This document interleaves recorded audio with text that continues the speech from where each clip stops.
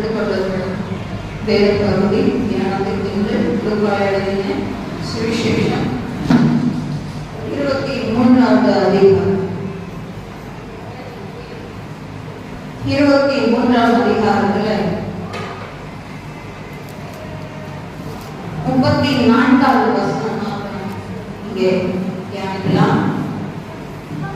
கபாலஸ்தலம் என சொல்லப்பட்ட இந்த கொள்கை மலைக்கு நேராக இயேசு கிறிஸ்துவை சிலுவையை சுமந்து அங்கே சிலுவை அடையபடியாக கொண்டு செல்கிறார்.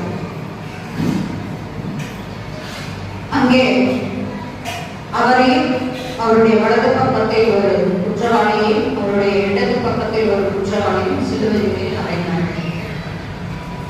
இந்த 34வது வசனத்துல அப்பொழுது இயேசு, பிதாவே, இவர்களுக்கு மன்னியும், தாங்கள் செய்கிறது என்னதென்று அறியாது இருக்கிறார்களே என்றார். பாருங்க, ஆண்டவர் அந்த இடத்துல யார் மன்னிக்கணும்னு பிதாவினிடத்துல கேட்கிறார். தன்னுடைய வஸ்திரங்களை பங்கிட்டவர்களை பார்க்கிறார். அவரை போர் சேவர்கள் அறைந்து தூஷணம் பண்ணி அவரை கிண்டல் செய்து அவரை வேதனைப்படுத்தினவர்களை பார்த்துதான் அந்த வார்த்தைகளை சிலுவையிலே சொல்லினார். பிதாவே, இவர்களுக்கு மன்னியும். இங்கே நாம பார்க்கிறோம். இதற்கு முன்பாக லூக்கா 22 பார்க்கும் பொழுது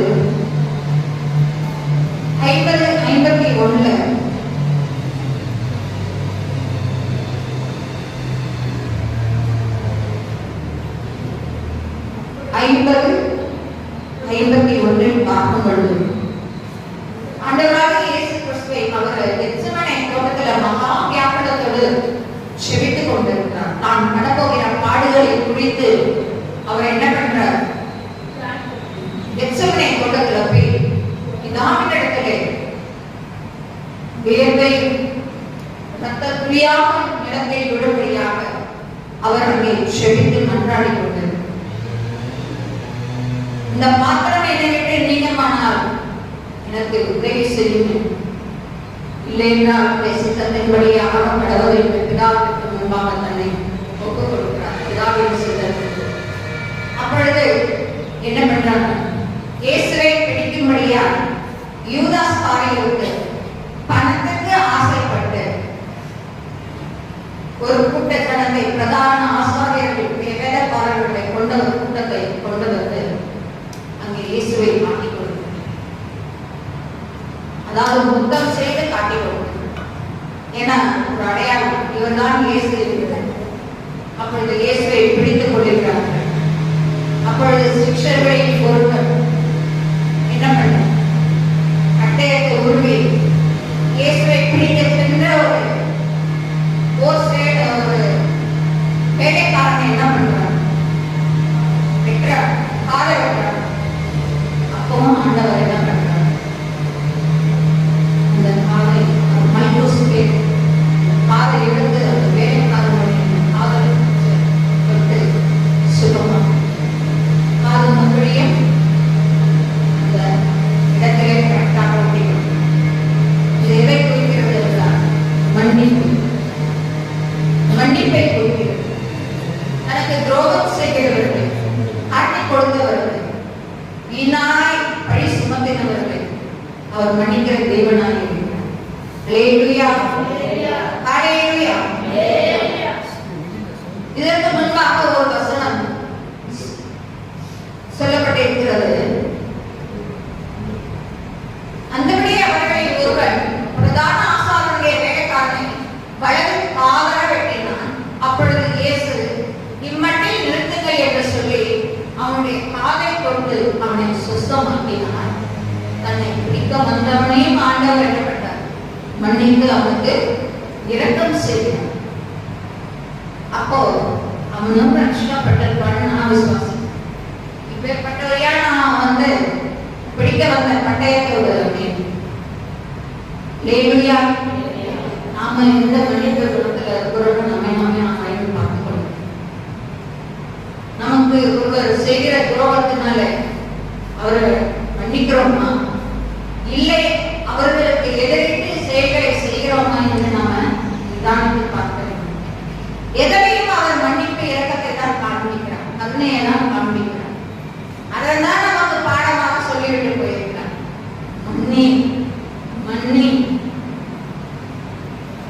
தடவை பேதுரு என்ன சொல்றாருன்னா, எடுத்து வாசிப்போமா? லூக்கா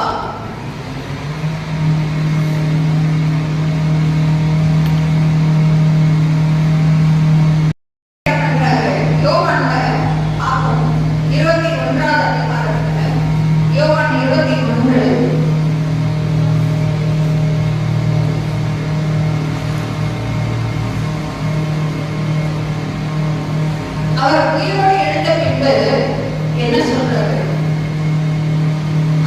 இதற்கு முன்பாக ஒரு காரியம், எல்லாரும் இயேசுவை பிடித்த பின்பு சீஷர்கள் எல்லாரும் அவரை விட்டு ஓடி போறாங்க.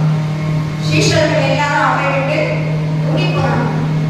ஆனால் பேதுரு மாத்திரம் என்னதான் நடக்குது சம்பவம் பார்க்க முடியாது. ஸ்கிரீன்ல பேதுரு என்னதான் நடக்குது, பிலாத்து இருக்கிற அரண்மனையில இயேசுவை என்ன பண்றாங்க, என்ன நியாயத்திற்கு கொடுக்குறாங்க அப்படின்னா ஒரு தூரமான பார்க்கும்போது அங்கே இருந்த ஒரு வேலைக்காரனும் நீ அவரோட இருந்தவன் தானே என்று பேதுருவை நோக்கி கேட்கிறார். அப்போ பேதுரு என்ன சொல்றாரு? நான் கிடையாது, அவரோட நான் இல்லவே இல்லை, நான் அவருடைய சீஷனே கிடையாது அப்படின்னு. இது எதை குறிக்கிறது என்றால் மறுதளிக்கிறார். இயேசுவோடு அந்யோன்யமாய் இருந்த பேதுரு, எங்க போனாலும் இயேசுவோடவே இருந்த பேதுரு, இயேசு அந்த பேதுரை தன்னோடவே வச்சிருந்தார். எங்க போனாலும் அத்தனை அன்பாய் இருந்த அந்த பேதுரு கடைசி நேரத்துல என்ன பண்றார்? மறுதளிக்கிறார். ஜனங்களுக்கு முன்பாக நான் இவரை அறியேன், எனக்கு யார் தெரியாது. மறுபடியும் கேட்கிறாங்க, இன்னொருத்தர் வந்து கேட்கிறாங்க, நான் உன்னை பார்த்தது அவரோட கிடையவே கிடையாது. மூணாவது தடவை கேட்கிறாங்க, நீ கண்டிப்பா அவரோட இருந்தவன் தான், நீயும் இயேசுவோட இருந்தவன்.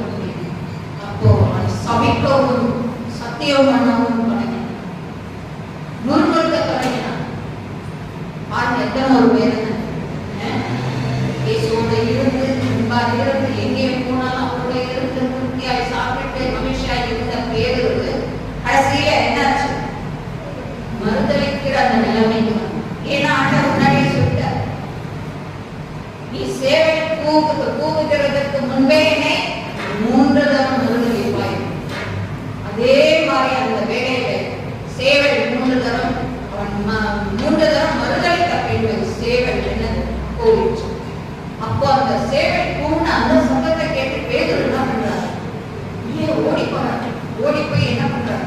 கதறி அழுகுறாரு, மன கசந்து அழுகுறார்.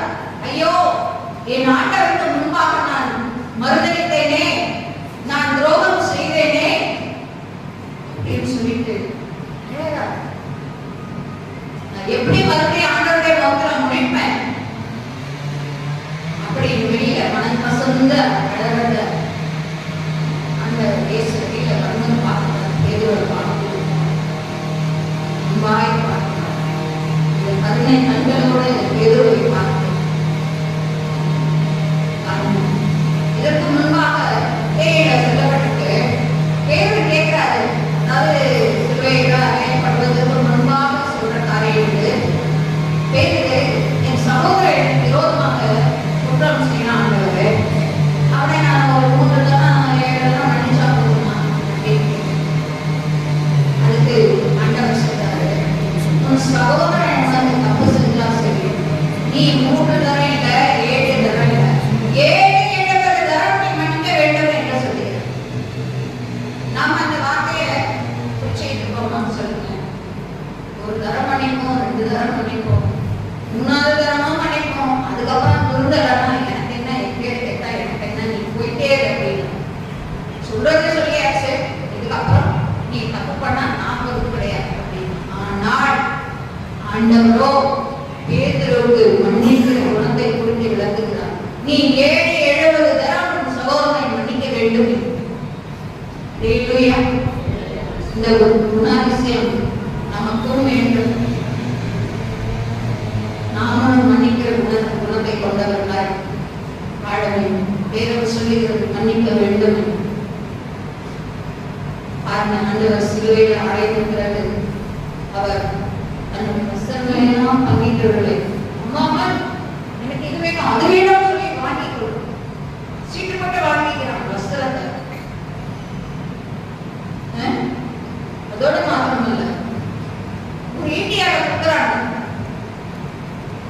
எல்லாரையும் கடைசியில பார்க்கிறார் சிலுவை பார்த்து, ஆண்டவரே தெரியாம இவங்க செய்யறாங்க, தெரியாமல் செய்கிற இந்த பாவத்தை நீங்க மன்னிங்க பிதாவே என்று சொல்லி பிதாவினிடத்தில் அவர் வேண்டுதல் செய்கிறவர்களே.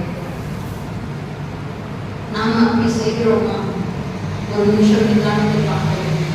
நமக்கு துரோகம் செய்கிறவர்கள், நமக்கு கஷ்டம் கொடுக்கிறவர்களுக்காக, நம்மை தூஷிக்கிறவர்களுக்காக, நமக்கு அவமானத்தை உண்டு பண்ணுகிறவர்களுக்காக நாம் எந்த சூழ்நிலையில பேசவே மாட்டோம், உண்மையே உண்மைய மாட்டோம். ஆனால் மன்னிக்க வேண்டும் என்ற வேதம் சொல்லுகிறோம், மன்னிக்க வேண்டும் என்ற வேதம் சொல்லுகிறோம். அல்லேலூயா.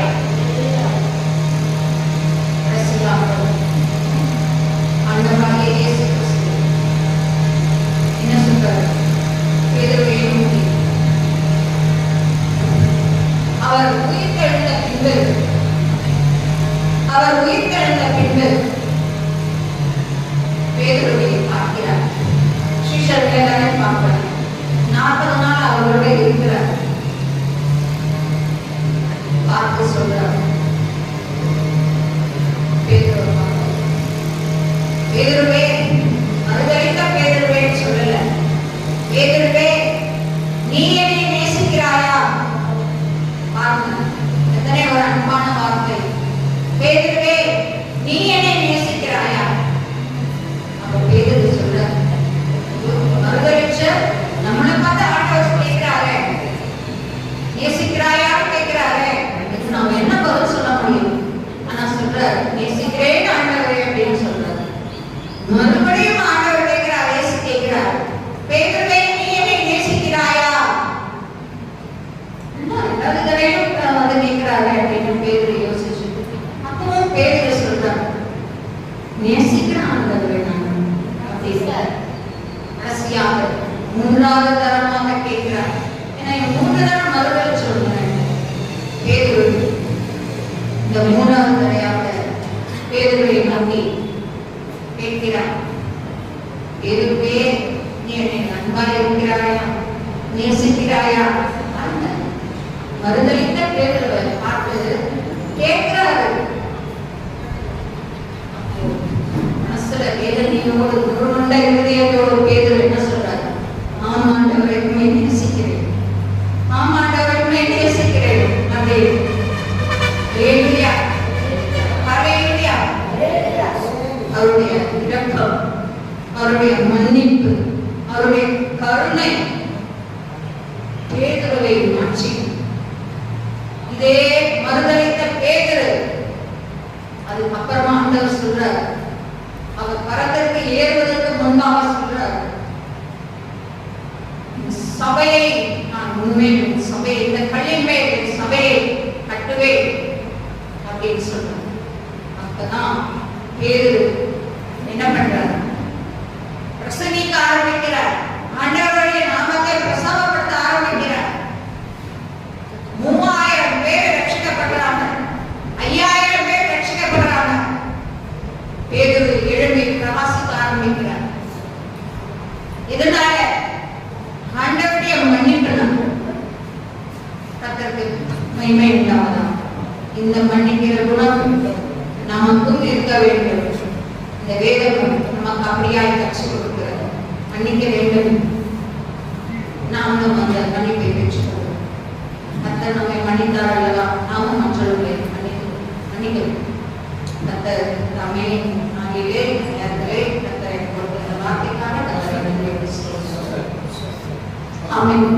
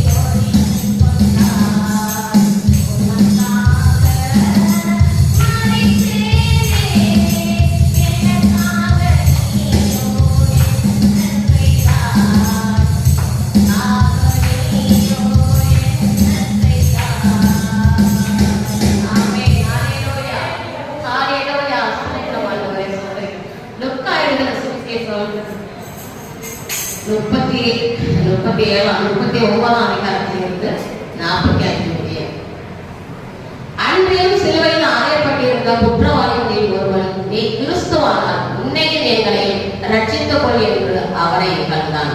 மற்றவன் அவனை நோக்கி, நீ இந்த ஆக்கினைக்கு உட்பட்டவனாய் இருந்தும் தேவனுக்கு பயப்படுகிறது இல்லையா? நாமோ நியாயப்படி தண்டிக்கப்படுகிறோம். நாம் நடப்பித்தவைகளுக்கு தக்க பலனை அடைகிறோம். இவரோ தகாத ஒன்றையும் நடப்பிக்கவில்லையே என்று அவனை கடிந்து கொண்டு இயேசுவை நோக்கி, ஆண்டவரே, நீர் உம்முடைய ராஜ்யத்தில் வரும்போது அடியேனை நினைத்தருளும் என்றான். அல்லேலூயா. இயேசு அவனை நோக்கி, இன்றைக்கு நீ என்னோடு கூட பரதேசில் இருப்பாய் என்று மெய்யாகவே உனக்கு சொல்கிறேன் என்றார். ஆமென் ராஜா. அல்லேலூயா. அப்பா, ஒரு விசைத்த அடியாரை மறைத்து தேவனுடைய வார்த்தைகள் மாத்திரம் மகிமைப்படட்டும் சுவாமி. அல்லேலூயா. நிற்க நாங்கள் தகுதியற்ற நாங்களாக இருந்தாலும் ஆண்டவரே, இந்த இடத்துல நீர் அப்பா இந்த வார்த்தைகளை கொடுத்து அப்பா நீ பேச வச்ச கிருபைக்காக உங்களுக்கு நன்றிப்பா. நீர் பேசும் ஆண்டவரே. அல்லேலூயா. நன்றியப்பா, நன்றியப்பா, நன்றி ராஜா. அன்றைக்கு சிலுவையில இயேசு ராஜாவை அறையப்பட்டிருந்த பொழுது 2 கல்லர்களையும் வலதுபுறமும் இடதுபுறமும் அவர்களையும் ஆணி அடித்து சிலுவையில அறையப்பட்டிருந்தார்கள். அல்லேலூயா. அந்த பொழுது ஒரு கல்லர் என்ன பண்ணும்? இயேசு கிட்ட, நீ ஈரோடைய ராஜாவானால் அன்றைய சோத்திரிக்கிற ராஜா, நீ துதிக்கிறவப்பா, எங்கள் பாவங்களை மன்னிக்க சொல்லி அல்லேலூயா சோத்திரம் ஆண்டவரே அந்த சிலுவையில தொங்கும் பொழுது அந்த மகன் என்ன பண்றான்? இயேசுவை மகிமைப்படுத்தி அவன் செய்த பாவங்களை எல்லாம் தேவனிடத்துல சொல்லி தேவனை மகிமைப்படுத்தி கொண்டிருக்கிறான். அல்லேலூயா. அப்பொழுது இன்னொரு கல்லன் என்ன பண்றான்? நாம் நியாயப்படி தண்டிக்கப்படுகிறோம்.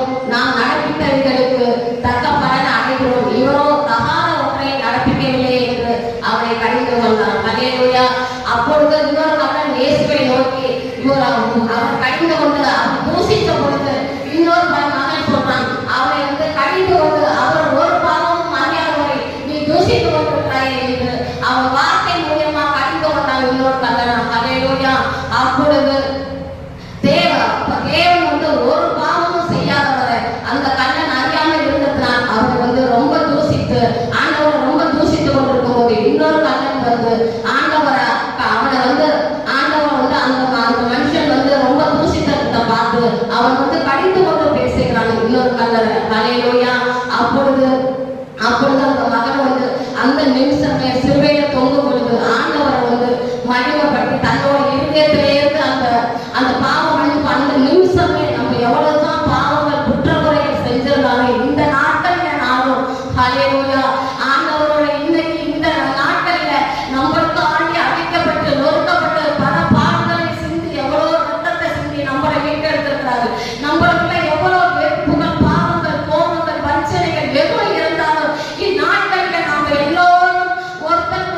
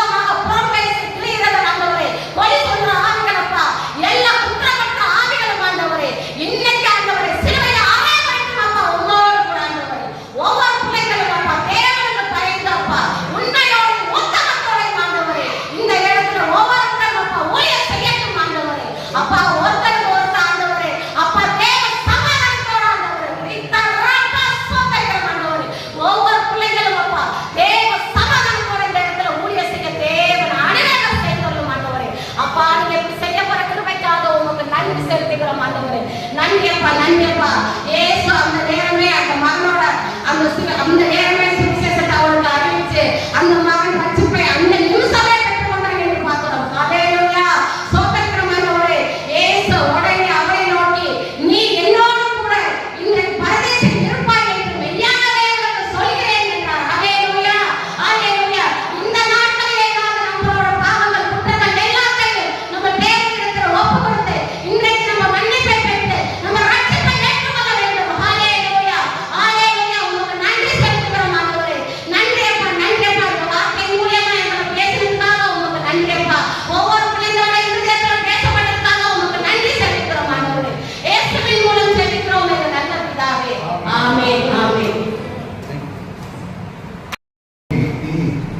என்னோடு கூட பரதேசில் இருப்பாய், மெய்யாகவே உனக்கு சொல்வதில்லை என்று இயேசுவை நோக்கி அவன் சொன்ன வார்த்தை, அந்தவருடைய ராஜ்யத்திற்கு வரும்பொழுது அடியை நினைத்தரும் அப்படின்னு சொன்னார். தேவனுடைய ராஜ்யம் எப்போது வரும் அப்படின்னா, இயேசு கிறிஸ்து மறுபடியும் அவர் இரண்டாம் வருகையின் பொழுது அவருடைய ராஜ்யம் இந்த பூமியிலே ஸ்தாபிக்கும். மற்றொன்று, தேவனுடைய ராஜ்யத்தை வருவதற்கு முன்பதாக நாம் தேவனோடு மறைக்கும் பொழுது நாம் தேவனுடைய ராஜ்யத்தை காண முடியும். இரண்டு காரணம். அப்போ ரெண்டுல ஏதாவது ஒன்று நடந்தாலும் அந்த கண்ணன் என்ன சொல்லுகிறார், ஆண்டவரே என்னுடைய ராஜ்யத்தை நீ நினைத்தது. இன்னைக்கு நாம் அப்படிதான் கேட்கணும். என்னன்னா, நம்ம வாழ்க்கையில் எவ்வளவுதான் சொத்து சொல்லணும், பணங்கள் வசதிகளை நம்ம புரிஞ்சுக்கிட்டே இருந்தாலும் கடைசியில நமக்கு தெய்வ ராஜ்யத்தை பெற்றுக் கொடுப்பது நம்ம சம்பாதித்து வைத்திருக்கிற பணமோ பொருளோ இல்லை. அப்படி யார் கேட்கக்கூடாது, பாசனையா அவங்க எப்படி எழுதியிருக்கணும் அப்படின்னு கேட்கக்கூடாது. ஸோ எப்படி நம்ம வசதி எப்படி வேணாலும் கட்டிக்கலாம், ஆனால் எதுவும் நம்ம கூட வரப்படுறது. தேவனுடைய ராஜ்யத்தை சுதந்திரிப்பது இயேசு கிறிஸ்துவிய ரட்சிப்பு மாத்திரமே. அப்போ ஆண்டவரை இயேசுவை நாம் ஏற்றுக்கொள்ளும் பொழுது அப்பொழுது தேவ ராஜ்யம் என்று வரும். ஒன்று நமக்குள்ள வரும், நாம் அவர்களாய் கடந்து. ஹல்லேலூயா, ஹல்லேலூயா. அந்த கடவுள் எவ்வளவு அழகா கேட்கிறார் பாருங்க. இயேசுவின் ஆண்டவரே என்னுடைய ராஜ்யத்துக்கு வருகிறது அடியே நினைவு நீங்க கொஞ்சம் நினைக்கலாம். எப்படி நினைங்க, கண்ணன் இன்னொரு தொழில் இருந்தானே, இவனை எங்கேயோ நான் பார்க்கறது போல இருக்கேன், எனக்கு ஞாபகம் இருக்கேன். ஓ இன்னொரு கூட அவனும் சிலுவையில் பண்ணினான். ஓ இன்னொரு கூட அந்த சபைக்கு அந்த சகோதரி தொடர்ந்து வந்து விடலாம். ஓ அந்த சகோதரி ஜெபத்துக்கு தொடர்ந்து வந்து விடலாம். அப்போ ஆண்டவர் என்ன செய்யணும், நம்ம நினைவுக்கிறோம். ஜெபம்னு சொன்னா ஓடி முடியுது, சபைன்னு சொன்னா ஓடி முடியுது. அப்ப ஆண்டவர் என்ன அதையும் நினைவு கூறுவார். ஆனா இந்த இடத்துல கல்வி சொல்லுகிறார், நீ உங்களுடைய ராஜ்யத்தில் வரும் பொழுது நினைவு. இன்னைக்கு அநேக நினைக்கிறாங்க, ஒரு கேள்வி இருக்கு இந்த இடத்துல. சகோதரி அருமையாக செய்தியை அருமையாக சுருக்கமா ஷார்ட் அண்ட் ஸ்வீட் அவங்க அழகாக சொல்லிட்டாங்க, நீ தேவனை விசுவாசிகள். அந்த பாயிண்ட் வந்து நான் சுருக்கமா சொல்லிட்டாங்க. இன்னைக்கு அநேக கேள்வி, நாம் ஏன் இயேசு கிறிஸ்துவை எப்பொழுது விசுவாசிக்க வேண்டும்? நான் கடைசி காலத்திருந்த கல்லணை போல நானும் மனம் திரும்பி சாக போகிற நிலையில் இருக்கும் பொழுது நானும் மனம் திரும்பி அந்த கல்லணை போல விசுவாசிக்கிறேன். அப்ப அந்த கல்லணைக்கு கிடைச்ச நம்மளோட ராஜ்யம் எனக்கு கிடைக்குமே அப்படின்னு நீங்க அநேக என்ன செய்யறாங்க, கொஞ்சம் பொறுங்க, கொஞ்சம் பொறுங்க, நாங்கள் எழுதுகிறேன், இன்னும் கொஞ்சம் நாள் ஆகும், இன்னும் கொஞ்சம் நாள் ஆகும் அப்படின்னு அந்த லட்சியம் என்ன செய்யறாங்க, தள்ளி கொடுத்துட்டே. ஆனால் தேவனுடைய ரட்சிப்பு நீங்க தள்ளி கூட திடீர்னு ஒரு நாள் ஒன்று நீங்க தேவனோடு போகக்கூடிய சூழ்நிலை வரும், அல்லது தேவன் உங்களிடத்தில் வரக்கூடிய சூழ்நிலை வரும். ஆனால் நீங்கள் உங்களுடைய ராஜ்யத்தை இழந்து கொண்டிருக்கிறார். ஹல்லேலூயா, ஹல்லேலூயா. அந்த கல்லணைக்கு கிடைத்த வாய்ப்பு உங்களுக்கு கிடைக்கும் என்று நீங்கள் நினைத்து விடக்கூடாது. அந்த கல்லணைக்கு கிடைத்த சந்தர்ப்பம் நமக்கும் கிடைக்கும் என்று நாம் நினைக்க கூடாது. அது தவறு. நம்ம ஜபத்துக்கான போகணும், என்ன பண்ணுற வேலையில் நமக்கு எவ்வளவு ஜோடி இருக்கு. வீட்டில் நம்ம வேற பார்க்கணும், நம்ம பார்க்கணும், நம்ம சமைக்கணும், நம்ம குடும்பத்தை பார்க்கணும், இவங்க கூப்பிட்டே நம்ம ஜபத்துக்கு போகணும்.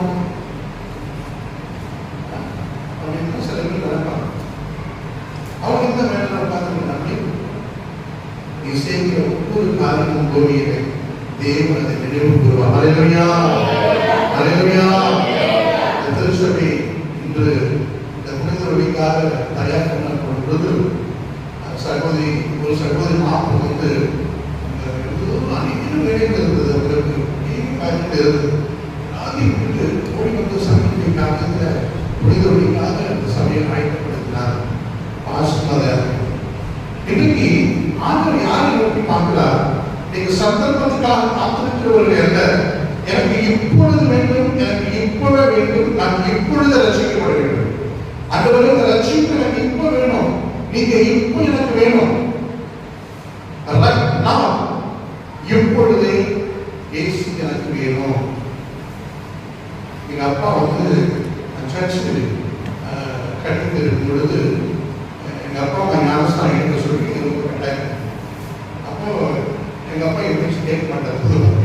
அதனால அவர்கிட்ட நேரம் நின்று பேசக்கூடிய ஒரு தைரியம் எனக்கு இருக்காது. அதனால நான் என்ன சொல்றேன்னா, வேறொரு பாஸ் இந்த ஜேம்ஸ் அப்படின்னு ஒரு சென்னையில் அவர்கிட்ட சொல்லி எங்க அப்பாட்ட நீங்க பேசுங்க.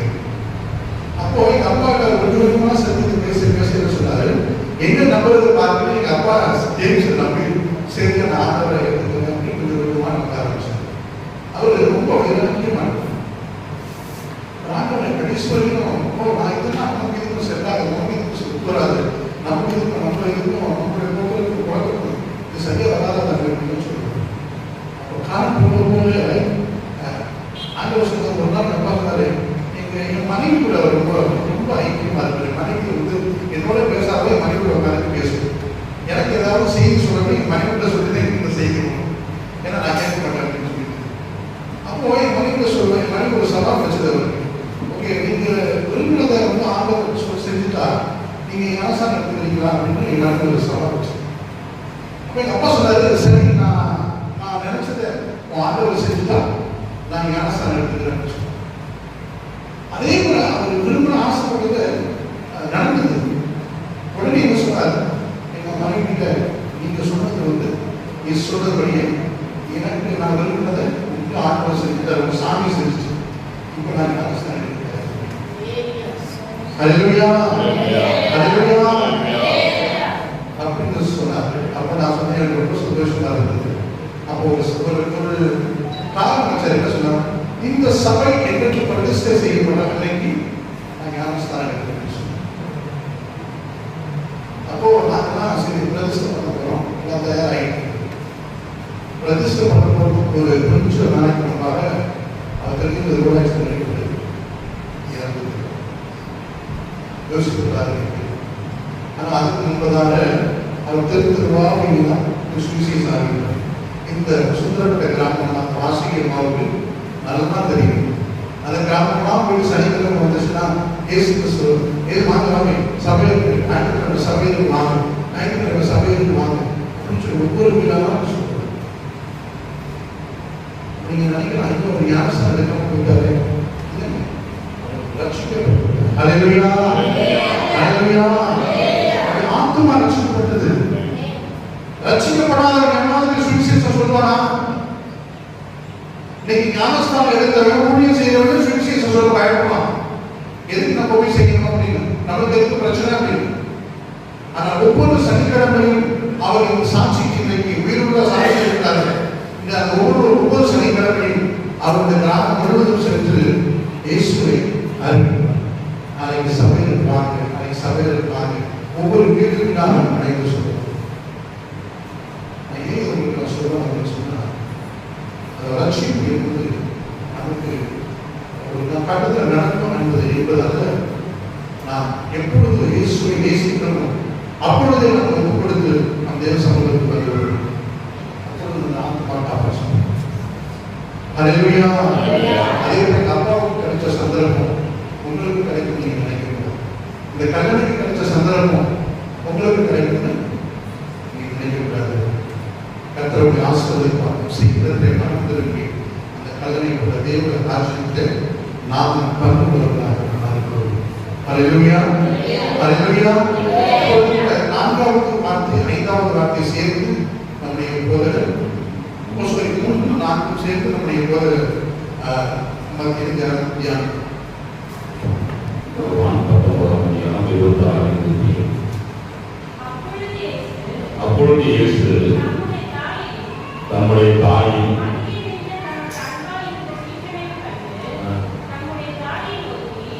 தாயை நோக்கி ஸ்திரீயே அதோ உன் மகன் என்றார். பின்பு அந்த சீசனை நோக்கி அதோ என் தாய் என்று. நேரங்கள் அந்த சீசன்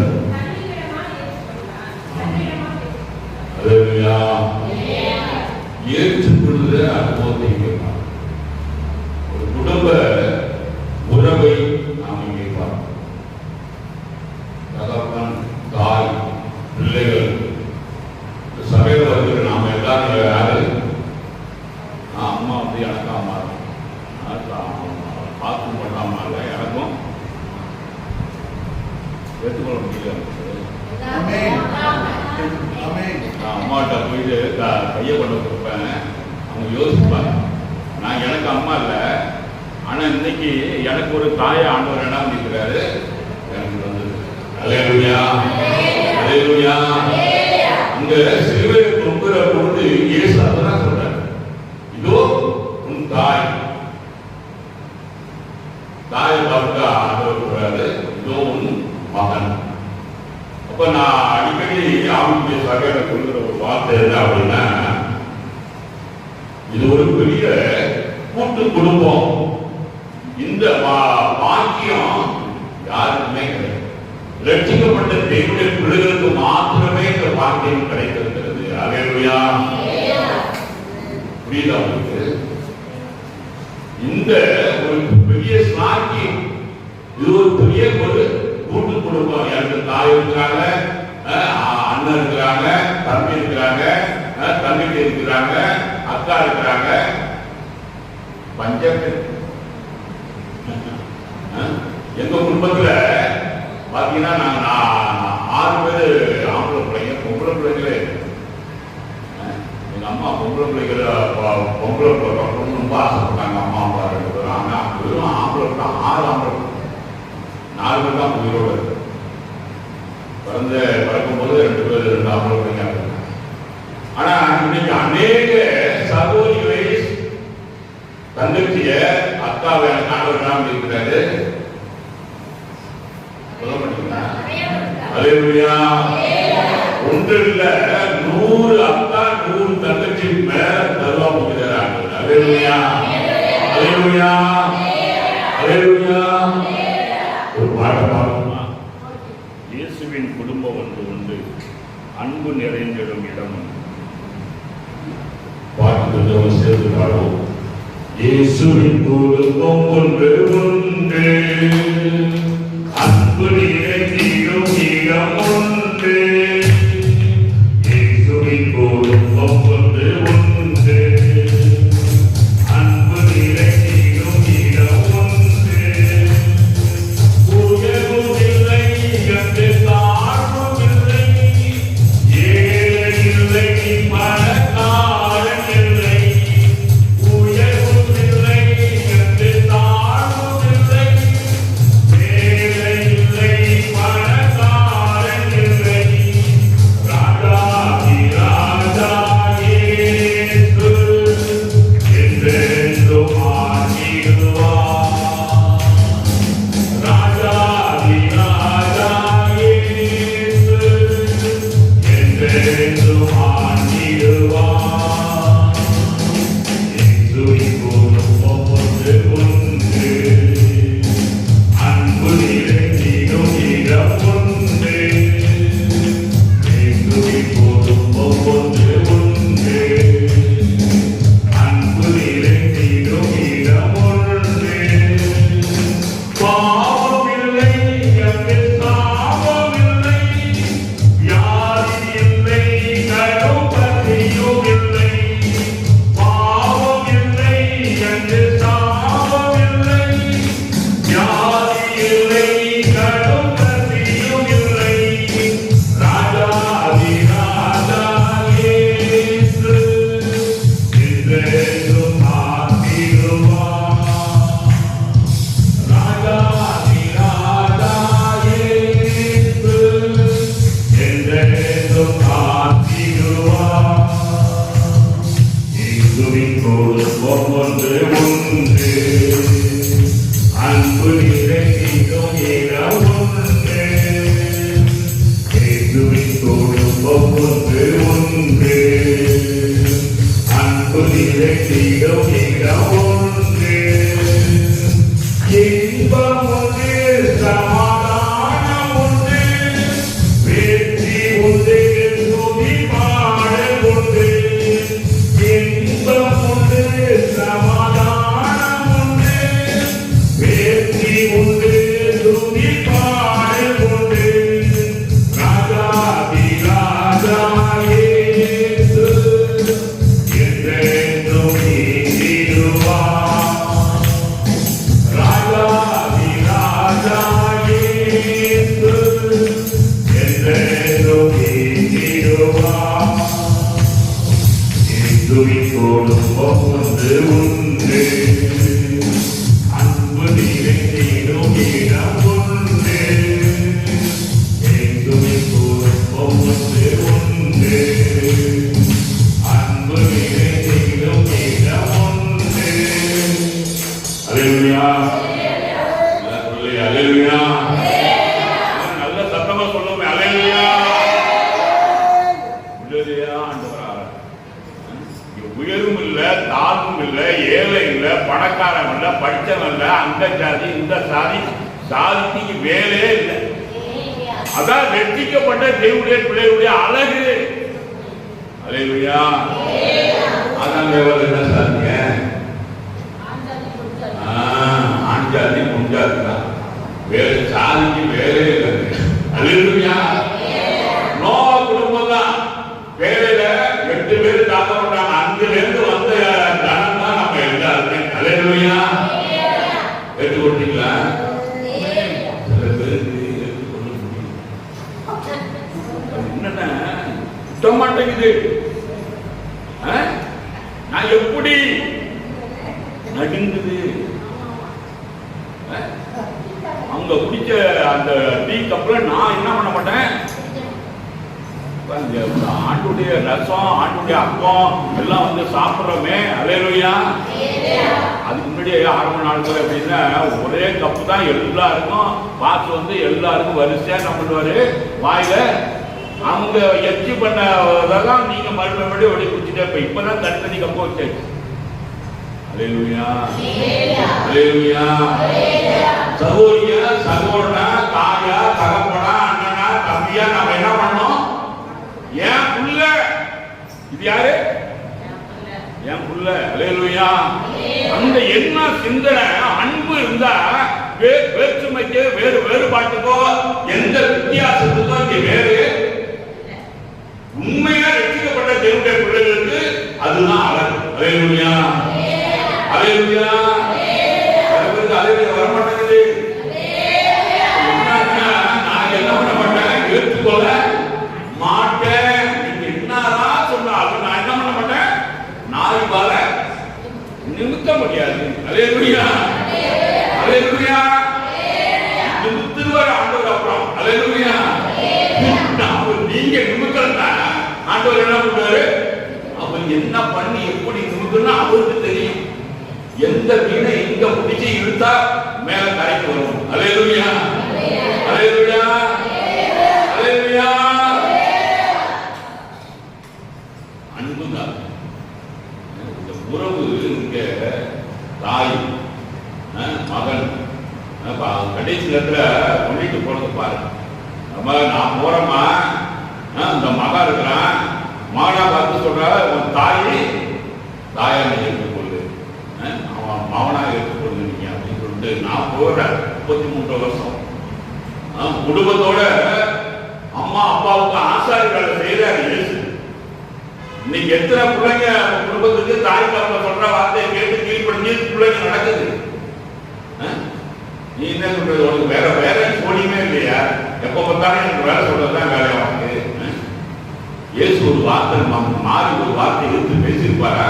சூசைட் கூப்பிட்டுருப்பாரு, இந்த இலக்குறைய கொஞ்சம் பிடிச்சிருப்பா, நான் உண்டிக்கு பிடிச்சிக்கிட்டு நிற்கிறேன், என்னால இதை என்ன பண்ண முடியல, இருக்க முடியல அப்படிங்கும் போது இயேசு போய் என்ன பண்றாரு, ஆசாரி வேலை தகப்பனோட சேர்ந்து அந்த வேலையை செய்யறாரு. 30 வயசு வரணும் குடும்பத்தோட தான் இருக்கிறார் இயேசு. குடும்பம் தான் முக்கியம். குடும்ப குடும்பத்தை இழந்துட்டு நம்ம ஊழியம்னா அது வந்து இல்ல, அது அப்படி இல்லை. முதல்ல குடும்பத்தை ஆறாம் தனிமையா நிற்கிறார். எல்லாம் சோடி சோடியா நிற்குது. யானை சோடியா நிற்குது, குதிரை சோடியா நிற்குது, கருத்த சோடியா நிற்குது, ஒட்டக சிக்கி சோடியா நிற்குது, சிங்கம் சோடியா நிற்குது, புலி சோடியா நிற்குது. இவர் மட்டும் நம்ம எல்லாருக்கும் பேர் வச்சுட்டாரு. இவர் இப்ப எனக்கு ஒண்ணு இந்த கோடி ஏற்கம் தனிமையா இருக்கவங்களுக்கு தான் தெரியும் அதோட ஏற்கம். தாய் தப்பம் இல்லாதவங்களுக்கு தான் தாய் தப்பனுடைய அருமை தெரியும். பிள்ளை இல்லாதவங்களுக்கு தான் பிள்ளையுடைய அருமை தெரியும். அல்லேலூயா, அல்லேலூயா. தகப்பனை நினைச்சு இன்னைக்கு நேற்று ரோஜாப்பு மாலை நான் வாங்கி வந்து அம்மாவுக்கு அது போட்டு பார்க்கணும்னு அவங்களுக்கு ஒரு ஆசை. அப்ப தகப்பன் சிநேகிக்கிற அந்த மறு தேசத்திலிருந்து இங்க வரும்போது அப்பாவை பார்க்கும்போது அம்மாவுக்கு இந்த இடத்துல போடணுங்கிற அந்த ஆசையில நேற்று நாங்க அப்படியே வாங்கிக்கிறோம்.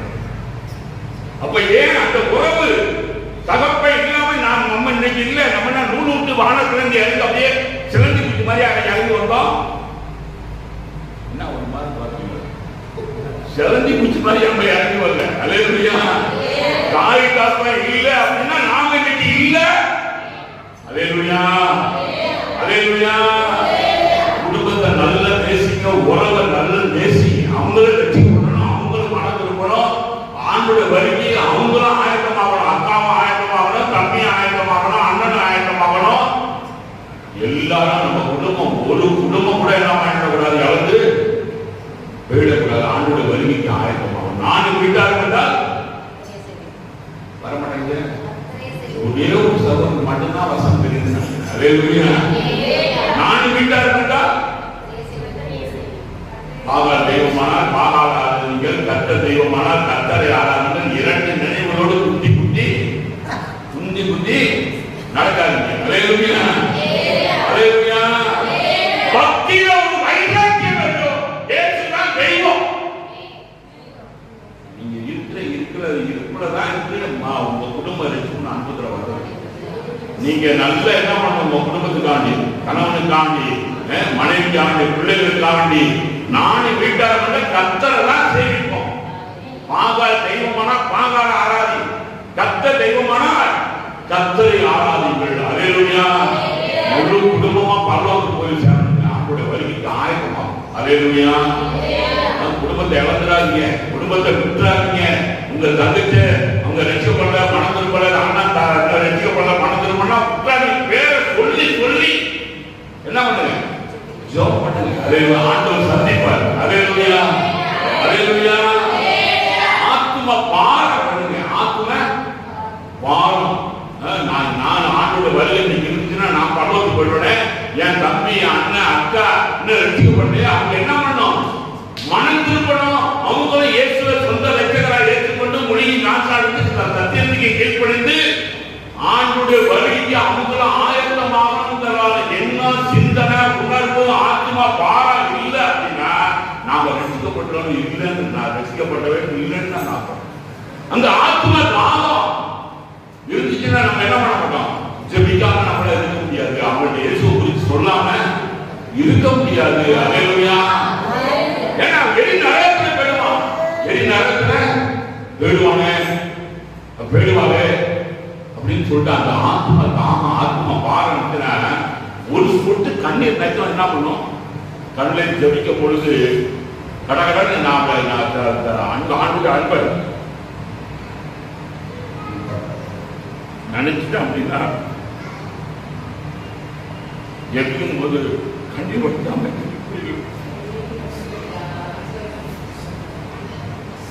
ஏன்னா அந்த வெற்றிப்பின் சந்தோஷத்துக்கு ஈடு இல்லையே கிடையாது. ஐயா நல்லா சொன்னாங்க, எவ்வளவு கோடி கோடி பணம் இருந்தாலும், எவ்வளவு பெரிய வீடு கட்டிருந்தாலும், நீங்க வாடகை வீட்டுல இருக்கணும்னா ஆனா சந்தோஷமா இருக்கு. அல்லேலூயா, அல்லேலூயா. என்னை ஆண்டவர் வெற்றிப்பின் சந்தோஷத்துல நடத்துறாரு. அதை நினைச்சு நான் என்ன பண்ணிருக்கிறேன், தேவனுடைய ஊழியத்தை, தேவனுடைய சுவிசேஷத்தை, சத்தியத்தை மற்றவர்களுக்கு நான் அறிவித்துக் கொண்டிருக்கிறேன். சம்பளத்தை வாங்கின என்ன ஆண்டவர் அழைத்தாரு. உடனே கேட்கிறாரு, என்ன இதோட சம்பளம் கூட கிடைக்கும் ஊழியத்துக்கு அப்படின்னு கிடைச்சியா அப்படின்னு. அல்லேலூயா. வெறும் மணி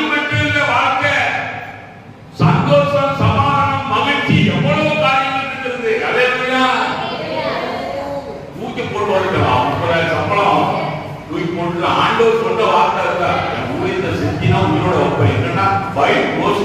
அல்லேலூயா. ஃபைல் க்ளோஸ்னா தெரியுதா?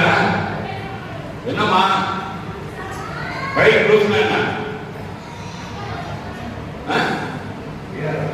ஃபைல் க்ளோஸ், வாழ்க்கை முடிஞ்சு போயிடும் அப்படிங்கிறாரு. வாழ்க்கை முடிஞ்சிடும் அப்படிங்கிறாரு. வீட்டை பள்ளி 30,000 சம்பளம் தான் பெருசுன்னு நினைச்சிட்டு இருந்தீங்கன்னா, வேலை தான் முக்கியம் நினைச்சிட்டு இருந்தீங்கன்னா, உன் வாழ்க்கை க்ளோஸ் அப்படிங்கிறாரு. அல்லேலூயா. என் ஊழியத்தை செஞ்சா உன்னை உயிரோட வைப்பேன். அல்லேலூயா. உடனே வந்து இருக்கு கொடுத்தேன். எல்லாம் 30,000 சம்பளத்தை வச்சு பிள்ளைலாம் படிச்சுட்டு நம்ம ஒரு பிள்ளைங்க மேரேஜ் ஆகல. எல்லாம் ஆண்டவர் பார்த்துவார். தேவ சமூகத்தில் எல்லாம் பார்த்து கொள்ளப்படும். யெகோவா ஈரே. அல்லேலூயா. அப்புறம் நாம வந்து ஆட்சி கொடுத்து போறோம். விறகு தீ பையனை கூட ஆட்சி போறார். நான் பிள்ளையாண்டான் போய் என்ன பண்ணிட்டு வருவோம், தொழுது கொண்டு திரும்பி வருவோம். பரிசுத்த சொன்னது இது ஆபிரகாமுக்கு மட்டும் தான் தெரியும். மனைவி சொல்லல. அல்லேலூயா. மனைவி சொல்லா பிள்ளை விட்டுப்பாராவ. ஒரே பிள்ளை தவறு பெற்றது 25 வருஷம் தவறு பெற்ற பிள்ளைய ஆண்டவர் பரிசுத்த கூட்டிட்டு போறாரு. என்ன சொல்லிட்டு போறாரு?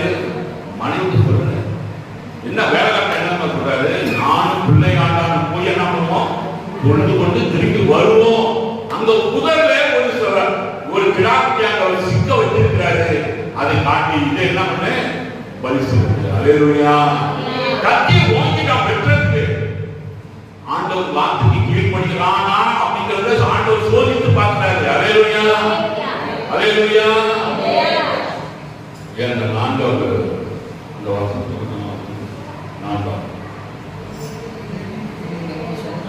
அது அதிகாரம்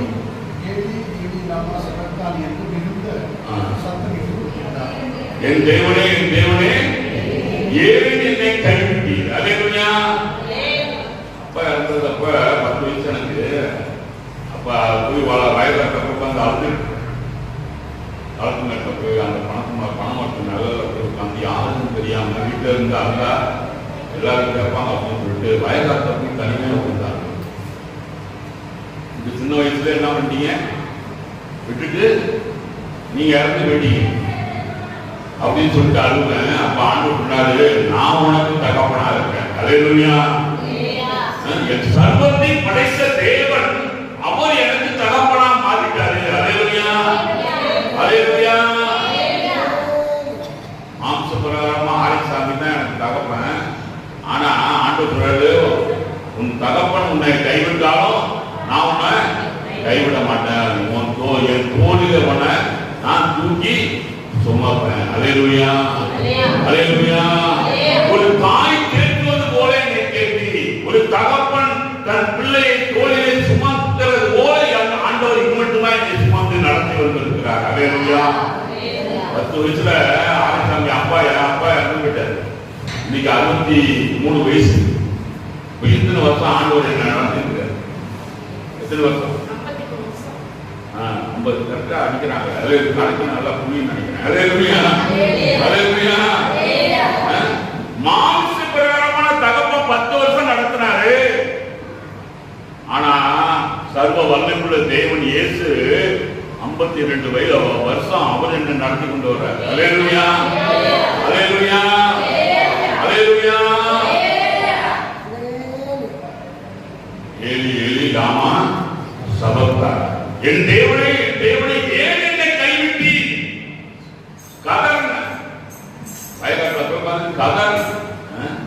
ஏப்பா நான் இருக்கிறப்பா உனக்கு ஏன் நீ ஏன் ஆகிற அந்த உட்காந்து அவ அழுகிறான். பிள்ளை சாதனை நான் பார்க்க மாட்டேன்னு தூர இடத்துல உட்கார்ந்து அழுக. எங்க அம்மாவுடைய நிலைமை தான் அழுதாங்க. எப்படி 4 பேரை வச்சுட்டு எப்படி நான் காப்பாற்ற போறேன்? ஆகாருடைய கண்ணீரை கண்ட தேவன் எங்க அம்மா இசபெல்லாவுடைய கண்ணீரை தேவன் பார்த்து என்னை ஆண்டவர் இம்மட்டும் நடத்தி கொண்டு வருகிறார். அல்லேலூயா. அல்லேலூயா. அல்லேலூயா. நாம சும்மா சாதாரண சின்ன தெய்வத்தை ஆராதிக்கிறது. சர்வத்தை படைத்த தெய்வம், ஒரு வார்த்தையினாலே எல்லாவற்றையும் உருவாக்கி படைத்த தெய்வத்தை நாம் ஆராதித்துக் கொண்டு எவ்வளவு பெரிய பாக்கியம் தெரியுமா? இந்த பாக்கியம் வேற யாருக்கும் கிடைக்கல. இது பெரிய சாத்தியம். இந்த ரட்சிப்பின் சந்தோஷம் மகிழ்ச்சி வேற யாருக்கும் இல்லை. ரட்சிக்கப்பட்ட தேவனுடைய பிள்ளையே உனக்கு ஒப்பானவன் யார்? நல்ல நல்ல கிரேசிங்க மனசு. வேற உறவு யாராச்சும் உங்களை வந்து தடுத்து நிறுத்தத்துக்கு பார்த்தாங்க அப்படின்னா, ஏதாச்சும் சொல்லி உங்களை ஆராய்ச்சி வராதபடிக்கு, செடிக்க கூடாதபடிக்கு ஏதாவது தடை பண்றாங்க அப்படின்னா, நீங்க அவங்களுக்கு என்ன பண்ணக்கூடாது? நான் போறேன், நான் உங்களோட அல்லேலூயா அல்லேலூயா அல்லேலூயா. பக்தியில ஒரு வைராக்கியம் வேணும். நீங்க போறோம், நான் போறேன். ஆமா, நீங்க வீட்டுல இருங்க, நான் மட்டும் போய் வரேன். வீட்டுல குடிக்கி கம்மியாச்சு இருந்துட்டு வந்துடணும். நீங்க ஆண்டோட வார்த்தைக்கு கீழ்படுத்தி நீங்க நடந்தீங்கன்னா கண்டிப்பா ஆட்டோ என்ன பண்றாரு உங்களை அவ்வளோ அம்மா நானும் முடியாதம்மா அப்படின்னா உங்க வீட்டுல முடியாது. அல்லேலூயா. நீங்க நடக்கிற நடையில தான் இருக்கு. நீங்க போறோம் போச்சு கேட்டு நானும் போகலாம். அல்லேலூயா அல்லேலூயா. மனைவியுடைய நடக்கையினாலே தன் புருஷனை அவள் எத்தனை புருஷன் இங்க வந்திருக்கிறாரு? 1 2 3 4 5 6 7 8 கேமரா எடுத்து வந்திருக்காங்க. என்ன இன்னும் மீதி புருஷன் என்னங்கிற ஏன் உங்கள்கிட்ட இருக்கு, உங்கள்கிட்ட தான் இருக்கு, சரக்கு உங்கள்கிட்ட தான் இருக்கு. அல்லேலூயா. ஆமா, அழுது நல்ல கண்ணீர் வடிச்சிக்கும். கண்ணீரோடு விதைக்கிறவன் எங்க அம்மா வடித்த கண்ணீர் தான் இன்னைக்கு இந்த இடத்துல வந்து இப்படி முழங்க வச்சிருக்கிறேன். அல்லேலூயா. பைபிள் எடுத்து படிக்க மாட்டான், நீ சாமியார் படிக்கிறது யார் படிப்பா அப்படின்னு நான் கேட்டேன். அம்மா ஜபம் என்ன தெரியுமா? என் மகன் மாத்தின் மூத்த மகன் பைபிள் எடுத்து படிக்கணும், ஆண்டவரே அவனோட பேசுங்க. அப்படியே பேசினார். சத்தியத்தை அறிவித்து சத்தியம் உங்களை விளையாட்டு சொல்லி ஆண்டவர் என்னோடு அப்படியாக 40 நாள் உபவாசம் முடியுது. அம்மா 2 மணிக்கு ஆண்டவர் என்னோட பேசுவார். எழுந்து என் வார்த்தை படி. அம்மாட்ட சொல்லிட்டு படிக்க மாட்டான் அப்படின்னு, சாமியார் படிக்கிறது அப்படின்னு. ஆனா ஆண்டவர் விட்டார வெட்ட வெட்ட வெட்ட வெட்ட நடிக்க ஆரம்பிச்சு அன்னைக்கே ஞானஸ்தானம் போட்டு இந்த சட்டை லுங்கி இங்கெல்லாம் தொப்பலாம் நனைஞ்சு யாரா நம்மளோட பேசுறது? வேற யாருக்கும் கேட்கல. நாம 3 பேரும் நல்லா தூக்குறாங்க, அம்மாவும் நல்லா தூக்குறாங்க. எனக்கு மட்டும் இந்த சத்தம் கேட்கும், எக்கோ மாதிரி அடிக்குது. எழுந்துரு எழுந்துரு, என் வார்த்தையை படி. போய் பைபிள் எடுத்து கையில் எடுத்து படிக்க ஆரம்பிச்ச பாருங்க. யோவான் 8ஆம் அதிகாரம் 32ஆம் வசனம் பாத்தீங்க. யோவான் 8:32. நான் கதை சொல்லிருக்கல, உண்மை நடந்தது சொல்றேன். அல்லேலூயா அல்லேலூயா. என்ன என்ன எடுக்கலையா? சத்தியத்தின் அறிவுகள் சத்தியம் உங்களுக்கு. அல்லேலூயா. முடிகிறது அந்தோனியார் முடிகிறது தாய். அல்லேலூயா. என்ன நம்பிக்கை கூட எங்க இருக்கு? முடிகிறது தாய். இது பாதுகாப்பு. அல்லேலூயா. இல்ல அல்லேலூயா. சத்தியத்தை அறிவீர்கள், சத்தியம் தான் உங்கள் விடுதலையாகும். அல்லேலூயா. ஆண்டவர் மட்டும் நடத்துறார். அல்லேலூயா. விடுதலையோடு நடத்துறார். அல்லேலூயா. எந்த ஒரு சஞ்சலம் எந்த தவிப்பும் இல்ல.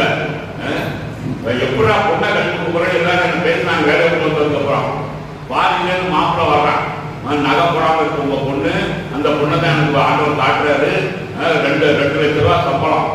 அபுதாபில ஹாஸ்பிட்டல் வேலை பார்க்குறப்பா மருமவன், மாமா நீங்க கடன் வாங்காதீங்க கல்யாணத்துக்கு அப்படி ஒரு புள்ள மாதிரி வந்து பேசுறாங்க. அல்லேலூயா. ஒண்ணுமே வேணாம், நீங்க உங்க பொண்ணை கட்டி கொடுத்தா போதும் அப்படிங்கிறான். அல்லேலூயா. தேவனுடைய ஊழியத்துக்கு 30,000 சம்பளத்தை விட்டுட்டு ஊழியர் 10 வருஷம் சர்வீஸ் இருக்குது. அதுக்கு முன்னாடி ஊழியத்துக்கு வந்துட்டேன். அல்லேலூயா. ஆண்டோட வார்த்தைக்கு கீழ்படிந்ததுனால அங்க மர்மனோட ஆண்டவர் என்ன பண்றாரு? நீ ஜவுளி வாங்காத சிஎஸ்ல 100 பவுன் போட்டு கட்டிதான்னு சொன்னாங்க பொண்ணு. அந்த பொண்ணு வாங்கிட்டு என் மவளை வந்து கட்டி போறாரு. அல்லேலூயா அல்லேலூயா. சும்மா ஒண்ணு இல்ல, நான் விதைச்சேன். எங்க மாமாட்ட இந்த வார்த்தை நான் சொன்னேன். கட்டின சேவையோட அனுப்பிடுங்க, நான் கல்யாணம் பண்ணிக்கிறேன் அப்படின்னு விதைச்சேன். அறுக்க வச்சேன். அல்லேலூயா அல்லேலூயா. சும்மா ஒண்ணு இல்ல. அல்லேலூயா. விதை விதைக்காம அறுக்கலாம்னு பாக்குறீங்க. அல்லேலூயா. முடியாதுங்க. வெறும் கலரா மட்டும் கிடக்கும். அல்லேலூயா.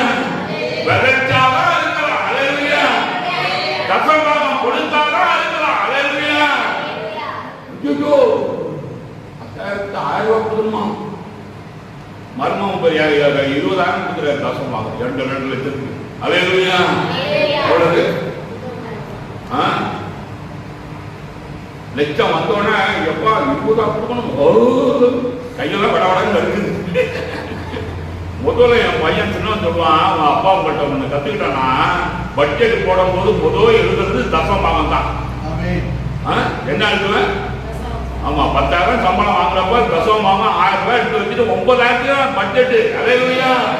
எந்த வியாதியில தலைவனில டாக்டருக்கு போல மருந்து சிட்டிக்கு போல எந்த பிடிக்கலையும் நிக்கல. அல்லேலூயா. சுகமா நடத்தினாரு. அல்லேலூயா. மர்மம் வந்து தானா வந்து கௌரியம் வேண்டாம், நகையும் வேண்டாம், நட்டு நகை போடுறது வாய்ப்பு காதே அவளுக்கு. அல்லேலூயா. அல்லேலூயா. அல்லேலூயா. என்ன கதை விட்டீங்கள அப்படின்னு தலைவருக்கு அப்படிதான் இருக்கு. அல்லேலூயா. நான் கதை விடல, உண்மையா நடந்த கதையை சொல்றேன். அல்லேலூயா. அல்லேலூயா. நீ விசுவாசித்தால் தேவனுடைய மகிமையை காண்பாய். அல்லேலூயா. அல்லேலூயா.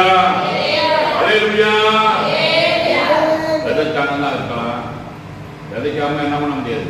ஆடி பட்டம் தேடி வர தை மாசம் நல்ல விளைஞ்சு அப்படியே தாண்டி நிற்கும். அப்படியே அல்லேலூயா. ஒரு நல்ல அற்பத்து அப்படியே கட்டு தூக்கிட்டு வரும்போது எப்படி இருக்கும்? எவ்வளவு வெயிட்டா இருந்தாலும் சோனி பயனாப்பான். விளைஞ்சு இருக்கிறத பார்த்தோன்னா அவனுக்கு எப்படி இருக்கும்? கட்ட நல்ல இன்னும் நிறைய வச்சு கட்டுறா. தூக்கலண்டான்னு தூக்குவான் பாருங்க. அல்லேலூயா. விளைஞ்சிருக்கு. அல்லேலூயா. அதுக்கு தூக்குறான். அல்லேலூயா. வெக்க விதைக்கும் போது கொஞ்சம் கண்ணீரோட சேர்க்கிற முழங்க அளவு சேர்க்கிற இறங்கி வெக்க விதைக்கும் போது தெரியும். ஊற வச்ச விதையை தூக்கிட்டு 6 மரங்க விதையை தூக்கிட்டு தெரிக்கும் போது தெரியும். அல்லேலூயா. விதை வைக்கிறவனுக்கு 2 டபுள் கூலி. அல்லேலூயா. 500 ரூபாய் சம்பளம்னா அவனுக்கு 1000 ரூபாய். அல்லேலூயா. அல்லேலூயா. கண்ணீரோடு விதைக்கிறவன் தெப்பிரமா அறுவடை செய்வான். அல்லேலூயா. ஆண்டவருடைய பிள்ளைங்க. அல்லேலூயா.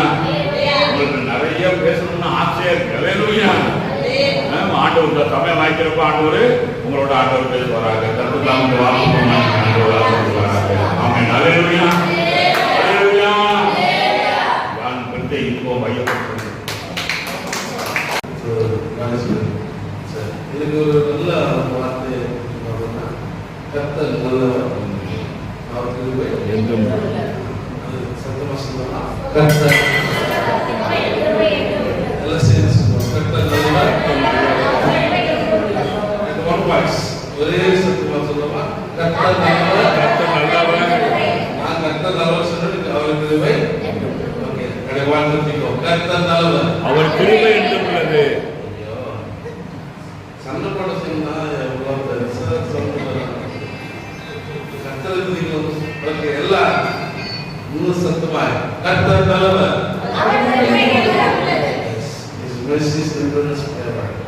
அவர் கிருபை எங்களுக்கு மாறாத இருக்கிறதுனால நம்ம இன்னும் கர்த்தர் கிருபையில உயிரோடு இருக்கிறோம். நல்லதா? அல்லேலூயா. சரிங்களா? நான் முடிக்க போறோம்.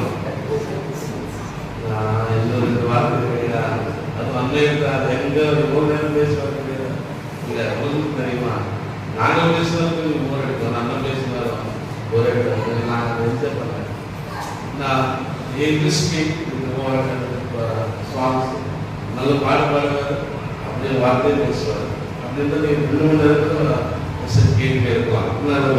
ஓகே 5வது வார்த்தை தாராளமாக.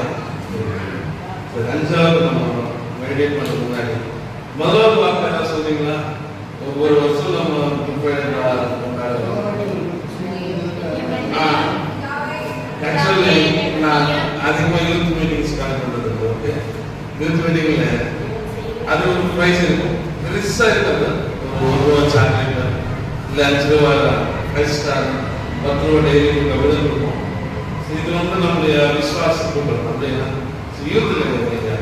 ஆனா நம்ம தைரியமா காலையில இருந்து நம்ம கேட்டுட்டே இருக்கிறோம்.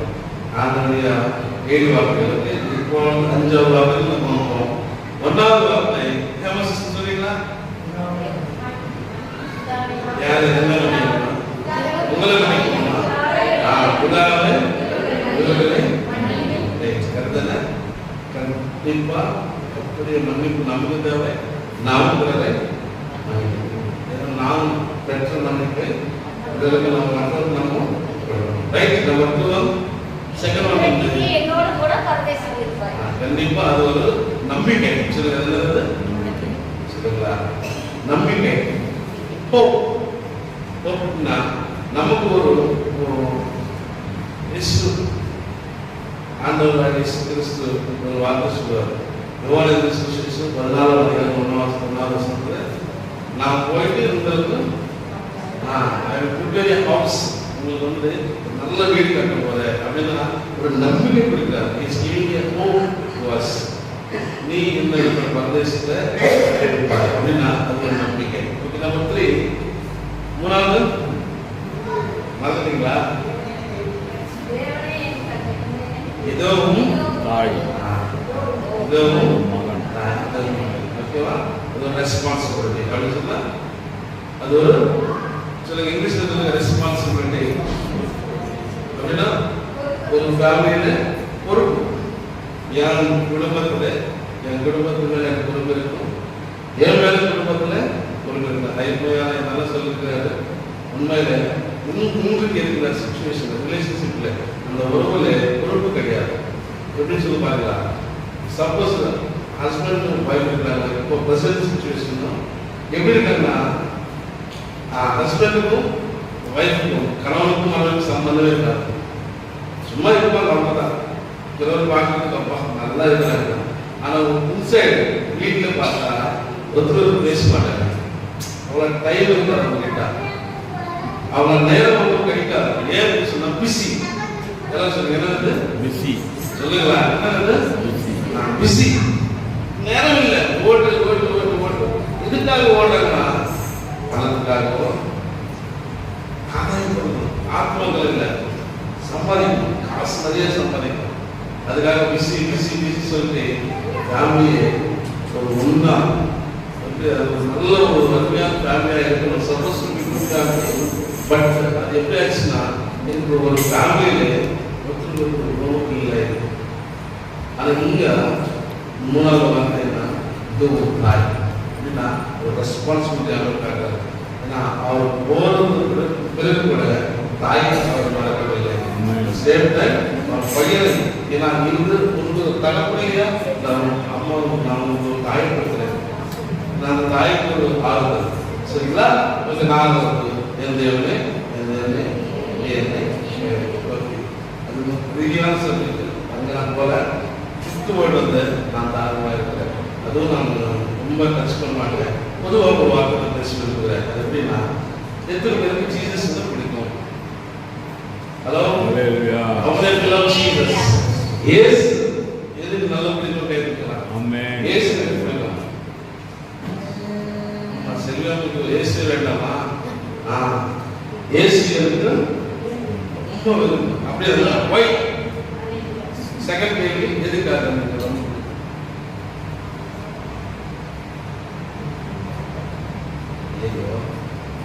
சொல்லுங்க. இயேசு எனக்கு சொல்லுங்க. எதுக்காக அவர் தகப்பன் அம்மா நமக்காக ஜீவனை கொடுத்தார். நமக்காக இல்லை உங்களுக்காக என்ன செஞ்சா சொல்லுங்க. எதுக்கு எதுக்காக ஜீவனை கொடுத்தார். எல்லாருக்காகவா? ஓகே. அதுக்காக இயேசு பிடிக்குமா? நீங்க சொல்லுங்க. தகப்பன் எதுக்கு தகப்பனா இருக்கிறார்? Okay okay. என்னுடைய வாழ்க்கையில் வந்து எல்லாமே இயேசு தான். அதனால அவருக்கு ரொம்ப பிடிக்கும். இந்த உலகமான தாய் தகவல் நண்பன் தம்பி அக்கா தகவல் எல்லாமே இருக்கிறாங்க.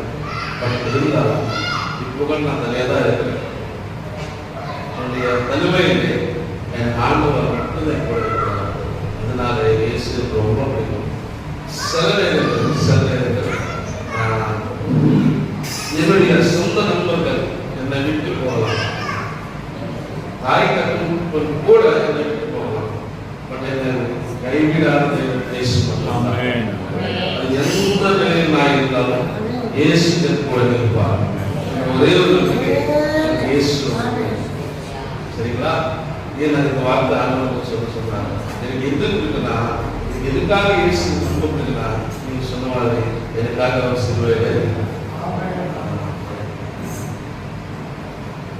எபேசியர்கள் சொல்லப்பட்டது கடைசி ரத்த சொட்டு எதுக்காக அவர் சிலுவையில், எதுக்காக பாடப்பட்டார், எதுக்காக அவர் உயிரை கொடுத்திருக்கிறார். அதனால எனக்கு இயேசு ரொம்ப ரொம்ப இன்றைக்கு நான் உயிரோடு இருக்கிறதுக்கு காரணம் இயேசுதான்.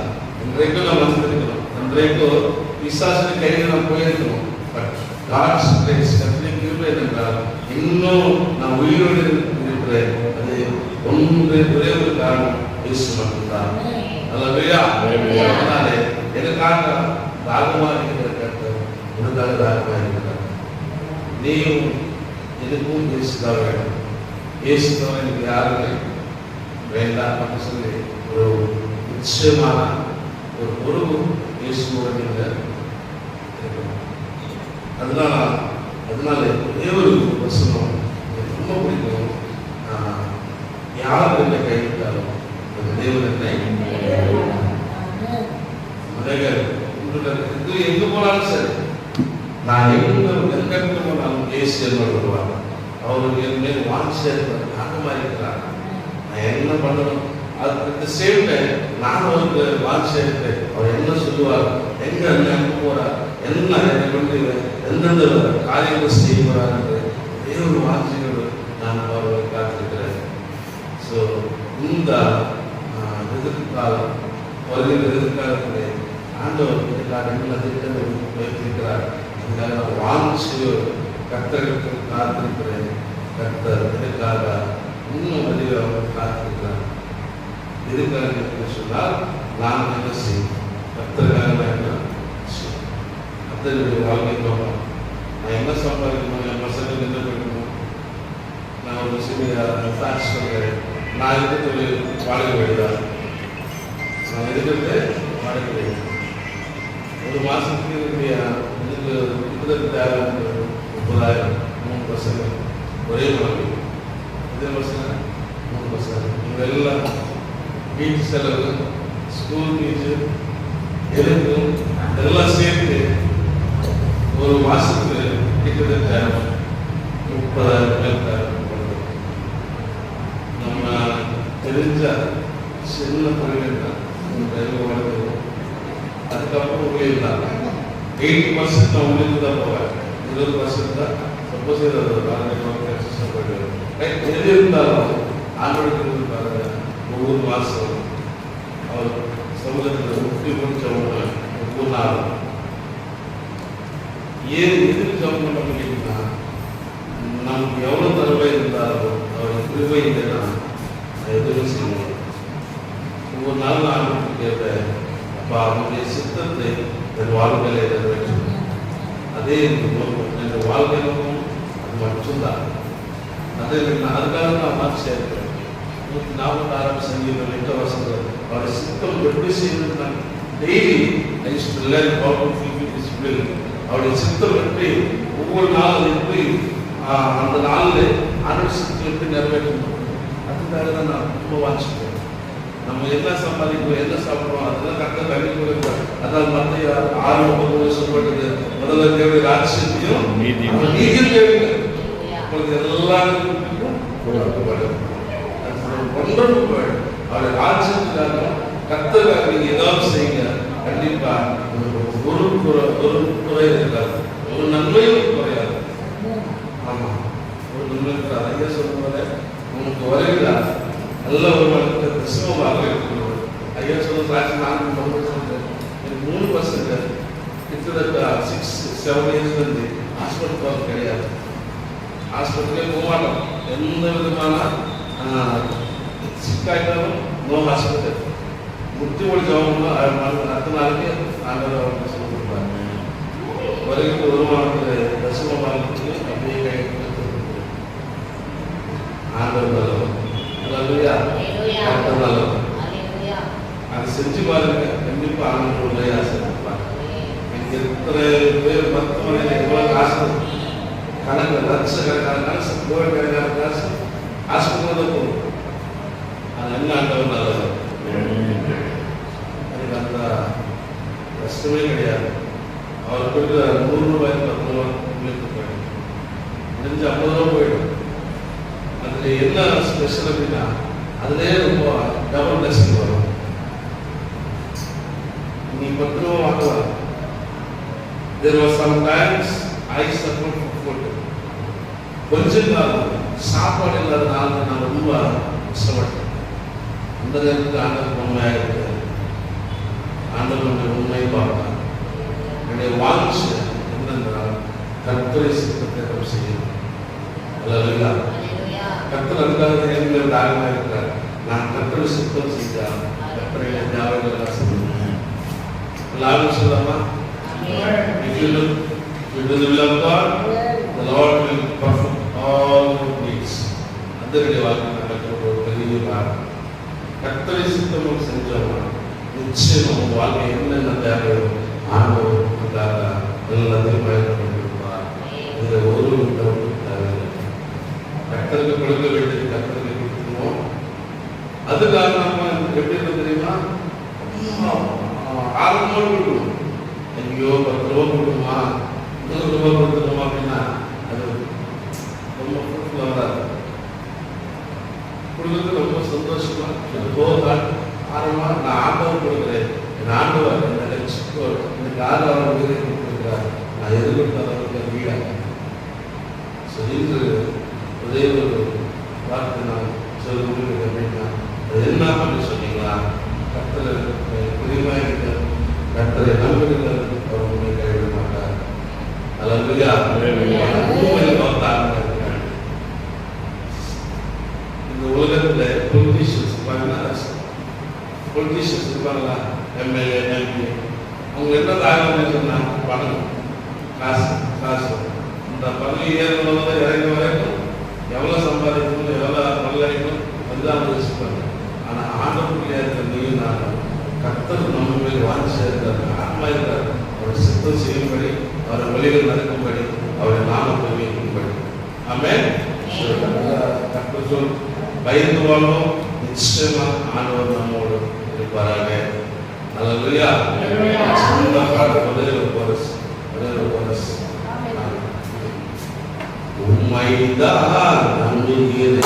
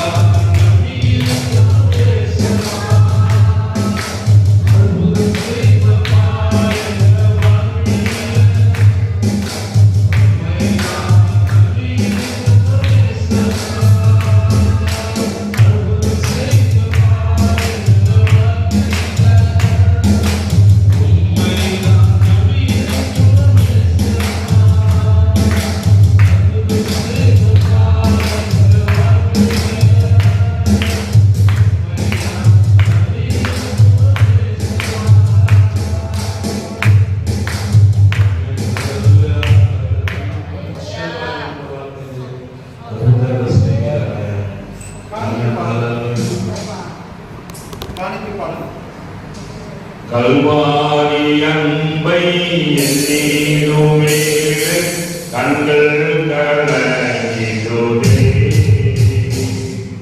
கர்த்தாவும் பாடுகள் போதும் நினைத்தா நெஞ்சம் நெகிழ்ந்திடுதே கல்வாரி அன்பை எண்ணீருமே கண்கள் கலங்கிடுதே கர்த்தாவும் பாடுகள் போதும் நினைத்தா நெஞ்சம் நெகிழ்ந்திடுதே கேசமணி பூங்காவில் கதறியதோ ஓசை கேசமணி பூங்காவில் கதறியதோ ஓசை எத்தீசையும் தோணிக்கின்றதே எங்கள் மனம் தீகைக்கின்றதே கண்கள் கலங்கிடுதே கண்கள் கலங்கிடுதே கல்வாரி அன்பை எண்ணீருமே கண்கள் கலங்கிடுதே கர்த்தாவும் பாடுகள் இப்போதும் நினைத்தா நெஞ்சம் நெகிழ்ந்திடுதே கர்த்தாவும் பாடுகள் இப்போதும் நினைத்தா நெஞ்சம் நெகிழ்ந்திடுதே சிலுவையில் மாட்டி வதைத்தனரோ உம்மை கண்ணீரமாக்கினரோ சிலுவையில் மாட்டி வதைத்தனரோ உம்மை கண்ணீரமாக்கினரோ அப்போதும் அன்போடு அவர்களை கண்டீரன்றோ அப்பாவும் மனம் பெரிதே அப்பாவும் மனம் பெரிதே கல்வாரி அன்பை எண்ணீருமே கண்கள் கலங்கிடுதே கர்த்தாவும் பாடுகள் இப்போதும் நினைத்தா நெஞ்சம் நெகிழ்ந்திடுதே எம்மையும் உம்மை போல் மாற்றிடவே உத்தி ஜீவன் தந்தீரன்றோ எம்மையும் உம்மை போல் மாற்றிடவே உத்தி ஜீவன் தந்தீரன்றோ எங்களை தலை மட்டும் காண்புகிறோ கண்டு விட்டோ மண்ணின் கரங்களிலே ஏற்று என்றோ நடந்தோ ஏற்று என்றோ நடந்தோ கல்வாரி அன்பை எண்ணீருமே கண்கள் கலங்கிடுதே கர்த்தாவும் பாடுகள் இப்போதும் நினைத்தா நெஞ்சம் நெகிழ்ந்திடுதே கர்த்தாவும் பாடுகள் இப்போதும் நினைத்தா நெஞ்சம் நெகிழ்ந்திடுதே நாம் பார்க்கிறோம். ஆண்டவர் சிலுவையிலே அநேக வார்த்தைகளை நமக்கு ஆண்டவர் சொல்லிக் கொடுத்தார். நம்முடைய கடைசி நிமிஷத்துல நமக்கு என்ன சொல்ல வேண்டும் அப்படிங்கிற முக்கியமான வார்த்தைகளை நமக்கு ஆண்டவர் சொன்னார். ஆனால் யாருமே எதிர்பார்க்காத ஒரு வார்த்தை முடித்தது. யோசித்து பாருங்க, ஏன் சொன்னார் ஆண்டவர்? நான் கடைசியில் சொன்னார் ஆண்டவர், நான் முடிச்சது அப்ப முடிந்ததற்கான அர்த்தம் என்ன? ஆண்டவர் எதை முடித்தார், எப்படி முடித்தார், யாருக்காக முடித்தார், என்ன முடித்தார்? அல்லேலூயா.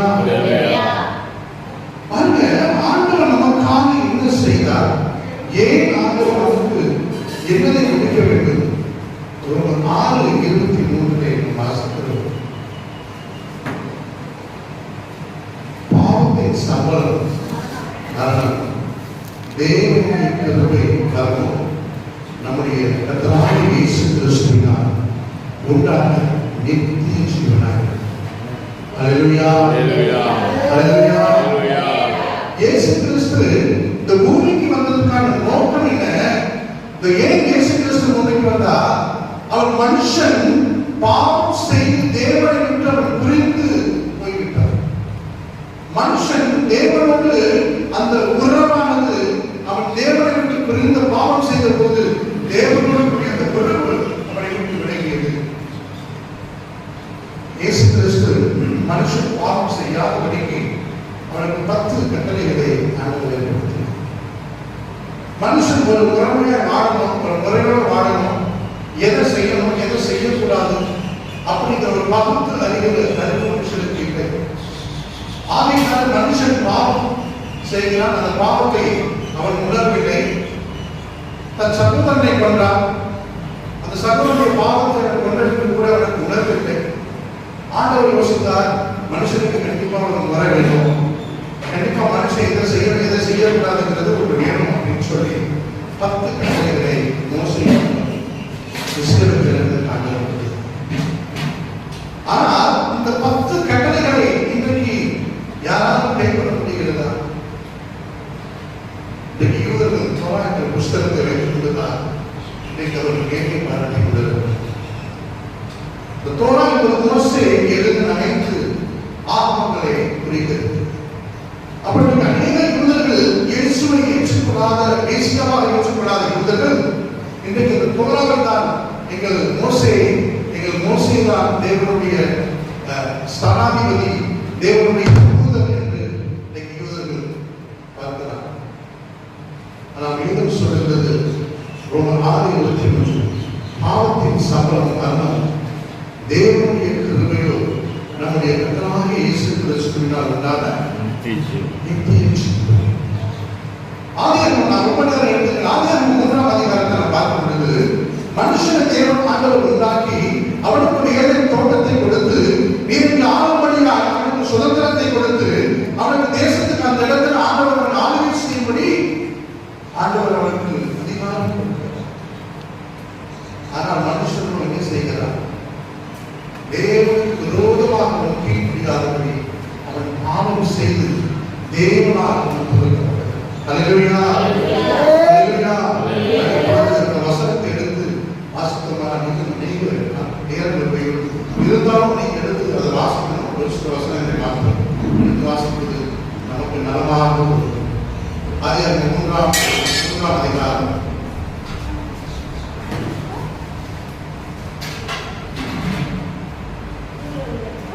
3ஆம் அதிகாரம் 23, 24 வருஷம்.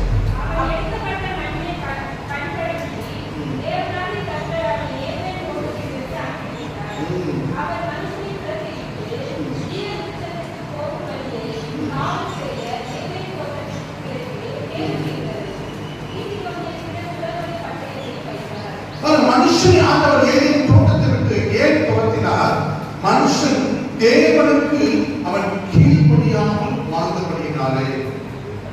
அது வசனத்தை 12 வாசிப்போம். 4 ஆதியாகமம் 4:12.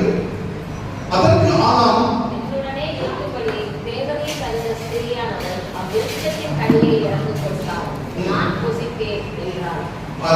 அப்ப சொல்லுகிறார், அப்பொழுது தேவனாகிய கர்த்தர் ஸ்திரீயை நோக்கி, நீ இப்படி செய்தது என்றால், நீ இப்படி செய்தது என்ன என்றால், ஸ்திரீயானவள் சர்ப்பம் என்னை வஞ்சித்தது.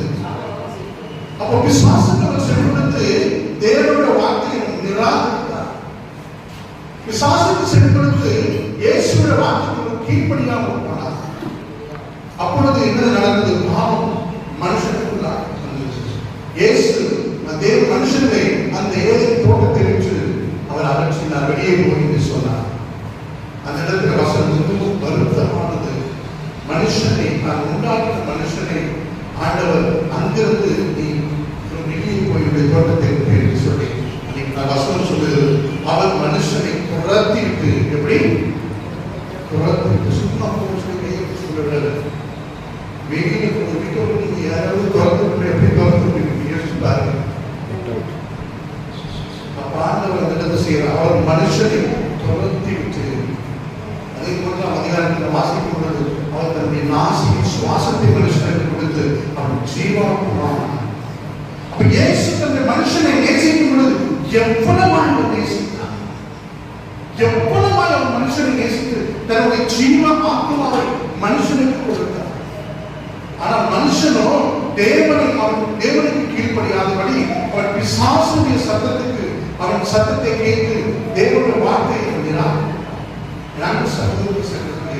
இன்றைக்கு நாம் மனுஷனுடைய வார்த்தைக்கு கீழ்ப்படித்து இன்னைக்கு சபையுடைய வார்த்தைக்கும் தேவனுடைய வார்த்தைக்கும் நாம் செவி சாய்க்கிறோம். இன்னைக்கு வேதம் சொல்கிறது, அவர் தேவன் அவர் மனுஷனை அங்கிருந்து துரத்தி விட்டார். மனுஷன் பாவம் செய்தார். இந்த இடத்துல கஷ்டம் சொல்லுகிறது, மறுபடியும் வாசிக்கிறேன். பாவத்தின் சபலம் மரணம், தேவனுடைய கிருபையின் மரணம் நம்முடைய கர்த்தராகிய இயேசு கிறிஸ்துவினால் நித்திய ஜீவனாக இருக்கிறது. ரோமர் 5:12 வாசிக்கிறோம். ஆகையால் ஒரே மனிதனால் பாவத்தினால் மரணமும் உலகத்தில் பிரவேசித்தது போல எல்லா மனுஷரும் பாவம் செய்தபடியால் மரணம் எல்லோருக்கும் வந்தது போல. அப்போ பாவத்தை செய்தது ஆதாமும் ஏவாளும். ஆனால் அந்த பாவம் அங்கு தொடங்கியது, இன்றும் தொடர்ந்து கொண்டே இருக்கிறது. ஆனால் அது எப்பொழுது அது நிறைவேற்றப்பட்டது, பாவத்துக்கான பரிகாரம் எப்பொழுது நிறைவேற்றப்பட்டது? இயேசு கிறிஸ்து சிலுவையிலே நமக்காகவும் எனக்காகவும் உங்களுக்காகவும் அவர் சிலுவையை தூக்கி தன்னுடைய ஜீவனை அவர் கொடுத்தார். ஹல்லேலூயா, ஹல்லேலூயா. அதைத்தான் ஆண்டவர் சொல்கிறார், மனுஷன் பாவம் செய்தார், நான் அதை நிவர்த்தி செய்தேன். ஹல்லேலூயா. ஆண்டவர் சொன்னார், முடிந்தது.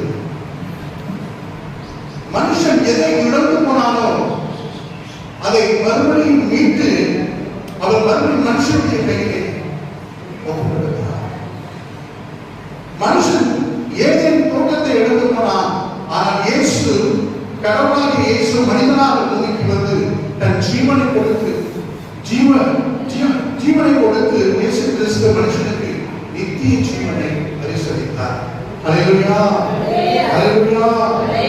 ஆகையால் ஒரே மனிதனாக இந்த பூமிக்கு பாவம் வந்தது போல ஒரே இயேசு கிறிஸ்துவால் இந்த பூமிக்கு பாவத்துடைய பரிகாரம் உண்டானது. கருத்து ஒரு ஆமென் சொல்லுமா?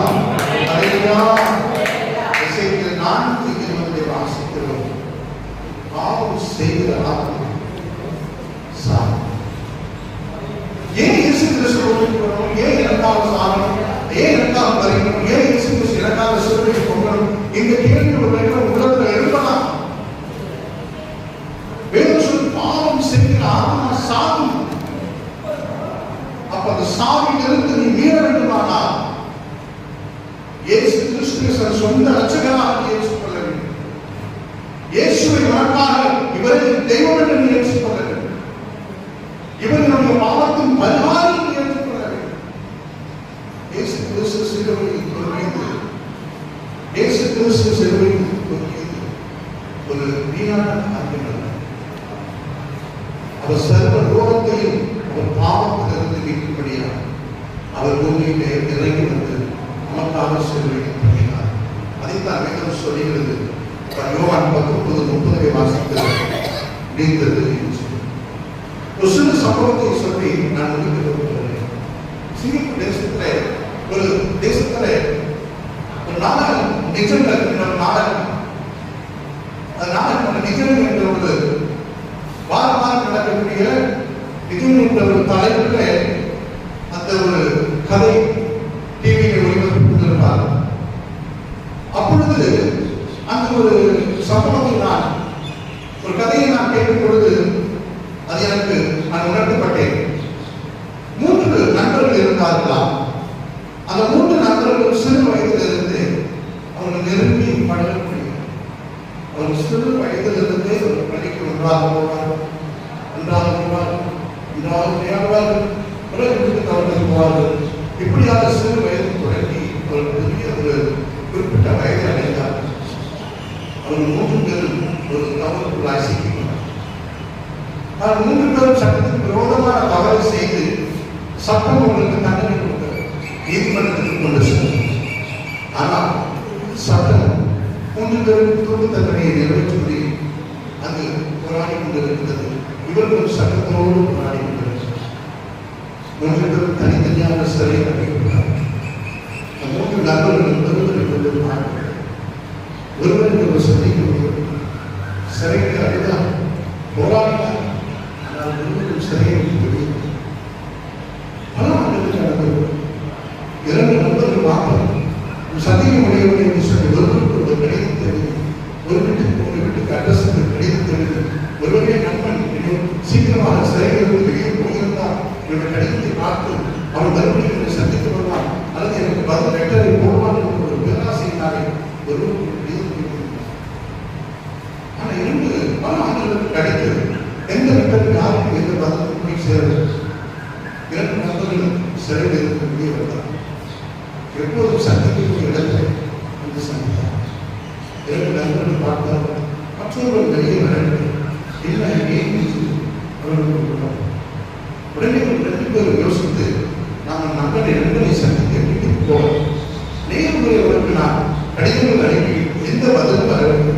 எனவே வீட்டுக்கு சென்று விசாரிப்போம் என்று சொல்லி இருவரும் போன இடத்துல அவர்கள் தாய் மாற்றம் வீட்டிலே இருந்தார். அவர்கள் வீட்டுக்கு திறந்து போனார்கள். தன் நண்பனை பார்க்க போய்வில்லை. தன் நண்பன் இருந்த அறை பூட்டி இருந்தது. தாய் மாற்றம் அந்த இடத்தில் மிகவும் சுலபமாக அமர்ந்து கொண்டிருந்தார். இவர்கள் 3 பேரும் தவறு செய்து 3 பேரும் சிறைக்கு போனோம். நாங்கள் 2 பேரும் வெளியே வந்துவிட்டோம். ஆனால் நண்பனோடு வெளியே வரவில்லை. என்ன காரணம் அப்படிங்கிறவர்களுக்கு யோசித்து தாயின் விசாரிக்காத இருக்கிறார். தாயின் நண்பனுடைய கதவை இவர்கள் திறந்து உள்ளே சென்று பார்த்தார். இவர்கள் எழுதி அனுப்பிய கடிதங்கள் அந்த அறைகளால் பிரிக்காதபடிக்கு வந்து ஓட்டு செய்யாதபடிக்கு எல்லா கடிதங்களும் அந்த அறைகளால் ஒரு ஆட்சி அனுப்பிய லெட்டர் ஒன்றும் பிரிக்கவில்லை. என்ன நண்பன் பார்க்கவில்லையா? நண்பன் உன்னுடைய கடிதத்தை ஏன் அவன் திறந்து பார்க்கவில்லை? என்ன காரணம்? நமக்கு ஏன் பதிலளிக்கவில்லை? ஏற்கும் சந்தேகம் சொல்லுங்கள். தாயாரை விசாரித்தார். தாயார் சொன்னார், என் மகன் உங்கள் 2 பேரையும் காப்பாற்றும்படி அந்த குற்றத்தை திரும்பி தலையில் சொன்னார்கள். எனவே அவனுக்கு மரண தண்டனை இருந்தாங்க. நீங்கள் ஏதோ ஒரு குற்றத்திலிருந்து வெளியே வந்து அதை யோசிப்பார். அந்த நண்பர்கள் மறுபடியும் அந்த அறையில் போய் அந்த நண்பர்கள் உரண்டு பிறந்து அழுத சம்பவத்தை அது உண்மையாக நடந்த சம்பவத்தை அந்த தலைவர்கள் கொள்வார். ஹல்லேலூயா, ஹல்லேலூயா. அந்த 2 நண்பர்களை காப்பாற்றுவது ஒரு நண்பர் நரகத்துக்கு போகிறார். 2 நண்பர்கள் காப்பாற்று. இன்றைக்கு இயேசு கிறிஸ்து நமக்கா உனக்கா நம் எங்களுக்கா அவர் மரணத்தை ஏற்றுக்கொண்டார். நாம் இன்றைக்கு நித்திய ஜீவனை பெற்றுக்கொள்ள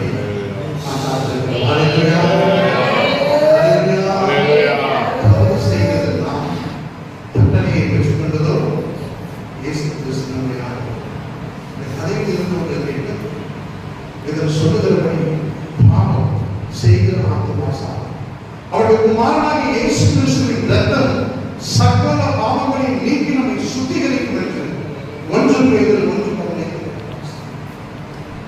இயேசு கிறிஸ்து ஒருவருடைய இரத்தம் மாத்திரமே நம்மை சுத்திகரிக்கும். அதில் தான் ஆண்டவர் சொன்னார், நான் வந்த வேலையை நான் நிறைவேற்றி முடித்தேன். ஹல்லேலூயா, ஹல்லேலூயா. என்னுடைய பாவங்களை நிறைவேற்றினார், நம்முடைய பாவங்களை நிறைவேற்றினார். அதைத்தான் இந்த இடத்துல ஆண்டவர் சொல்லுகிறார், முடிந்தது. ஒரு நேரத்தை வாங்குவோம். அந்த நேரத்தை வாங்கும் பொழுது அந்த நேரம் எப்பொழுது நமக்கு சொந்தம்? அந்த நேரத்தை நாம் எழுதி அந்த நேரத்துக்கான கிரயத்தை நாம் செலுத்தின பிறகுதான் அந்த நிலம் உனக்கு எனக்கு சொந்தம். அதே போல நம்முடைய பாவத்தின் நமக்காக இயேசு கிறிஸ்து கரையத்தை கொடுத்திருக்கிறார். ஹல்லேலூயா. ஹல்லேலூயா.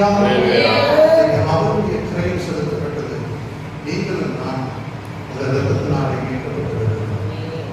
கடைசியாக வேதம் சொல்கிறது லூக்கா 23:40 பிதாவே உம்முடைய கைகளில் என் ஆவியை ஒப்புவிக்கிறேன் என்று சொல்லி வசனத்தை வாசிக்கிறோம்.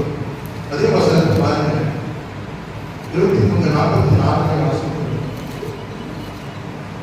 23:46 அப்பொழுது ஏறக்குறைய லூக்கா சொல்லி படிக்கணும். லூக்கா 23:46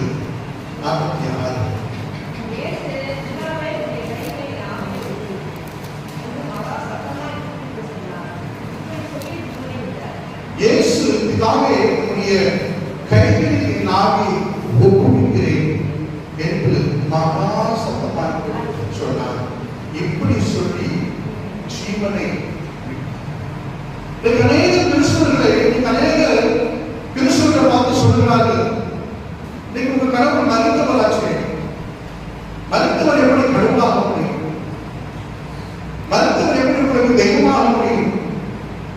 ஆனால் ஆண்டவர் எந்த மனுஷனாலும் அவர் கொள்ளவில்லை, எந்த மனுஷனாலும் அவர் கொலை செய்யவில்லை. வசனம் சொல்லுகிறது, நன்றாக நம்ம வாசிக்க வேண்டும். பாருங்க, இப்படி சொல்லி ஜீவனை விட்டார். ஜீவனை கொடுப்பதற்கு, ஜீவனை எடுப்பதற்கு அதிகாரம் உடையவர் ஆண்டவராகிய இயேசு கிறிஸ்து. ஹல்லேலூயா. ஹல்லேலூயா. யார் இந்த உலகத்தில் மறைப்பதற்கு முன்பதாக தன்னுடைய ஜீவனை யார் கொடுத்து விட்டு மறைப்பதில்லை. ஆனால் இயேசு கிறிஸ்து சிலுவைக்கு கொடுக்கும் பொழுது எந்த மனுஷனும் இயேசுவை கொள்ளவில்லை. ஆனால் அவரை காயப்படுத்தினார்கள், மறைக்கும் அளவுக்கு காயப்படுத்தினார்கள். ஆனால் இயேசு கிறிஸ்து நமக்காக எனக்காக அவர் ஜீவனை நமக்காக கொடுத்தார். ஹல்லேலூயா. ஹல்லேலூயா. உலகத்துல ஜீவனை நமக்காக கொடுத்த கடவுள் ஒருவர் இருக்கிறார் என்று சொன்னார். அது இயேசு ஒருவர் மட்டுமே. மனுஷனுக்காக ஜீவனை கொடுத்த கடவுள் இயேசு கிறிஸ்து மட்டும். எந்த கடவுளும் மனுஷனுக்காக ஜீவனை கொடுக்க யோசிப்பார். ஆகையினால தான் இன்றும் அப்படிப்பட்ட ஆண்டவரை நாம் ஆராதித்துக் கொண்டிருக்கிறோம், போற்றிக் கொண்டிருக்கிறோம். ஹல்லேலூயா. வசனம் சொல்லுகிறது, பிதாவே உம்முடைய கைகளில் என் ஆவியை ஒப்புவிக்கிறேன் மகா என்று சொல்லி மகா சொன்னார். இப்படி சொல்லி ஜீவன் நாம் எழுந்து நின்று அனைவரும் சிறிய பதவியை ஜீவனை கொடுத்து எங்களுக்காக ஆண்டவரே நீர் உடைய ஜீவனை எங்களுக்கு நீர் கொடுத்தீங்க. இந்த உலகத்தில் யாரும் ஒருவர் ஆண்டவரே, இந்த உலகத்தில் நாங்கள் வாழ்கிற நாட்கள் பாவத்தில் ஒருவர்களை வாழ்ந்து அவருடைய பாவத்தில் வலிந்து நாங்கள் நலன் கொண்டிருப்போமே. ஆனால் எங்கள் மீது அன்பு வைத்து, எங்கள் மீது ஆண்டவரே உடைய அன்பை வைத்து எங்களுக்காக ஆண்டவரே நீ ஜீவனை கொடுத்தீங்க. நீ எவ்வளவு பெரிய அன்பு ஆண்டவரே, எவ்வளவு பெரிய அன்பு ஆண்டவரே. நாங்கள் அதற்கு கைமாறாக என்ன செய்வோம்? நாங்கள் என்ன செய்வோம் ஆண்டவரே? அவையானவரே எங்கள் ஒரு செய்வோம் எங்களை பொருட்படுத்துகிறோம். கண்களை மூடி சொல்லுங்க, எங்களை ஒவ்வொரு விஷயம் ஒப்புப்படுத்துகிறோம், எங்களை பொருட்படுத்திக் கொள்ளுங்க. ஒரு விஷயம் ஒப்புப்படுத்துகிறோம், எங்களை பொருட்படுத்திக் கொள்ளுங்க. தகப்பனே, ஒரு விஷயம் நாங்கள் நீர் பரிசுத்த நீர் பாவத்தின் பரிமாறி என்று நாங்கள் அறிந்திருக்கிறோம். என்னுடைய பாவங்களுக்கு பரிமாறி வருவதை ஆண்டவரே நாங்கள் அறிந்திருக்கிறோம். உண்மை நாங்கள் விசுவாசிக்கிறோம் ஆண்டவரே.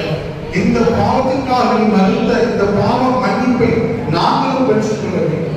எங்களுக்கும் அந்த பங்களிப்பு வேண்டும், எங்களுக்கும் அந்த நித்திய ஜீவன் வேண்டும், எங்களுக்கும் இயேசுவின் கிருபை வேண்டும். நாங்கள் இயேசுவோடு இருக்கக்கூடிய அந்த சாட்சியம் வேண்டும், நாங்கள் இயேசுவோடு வாழக்கூடிய அந்த சாட்சியம் எங்களுக்கு நன்றி செலுத்துகிறோம். செய்து அன்பு கூறுவே இன்னும்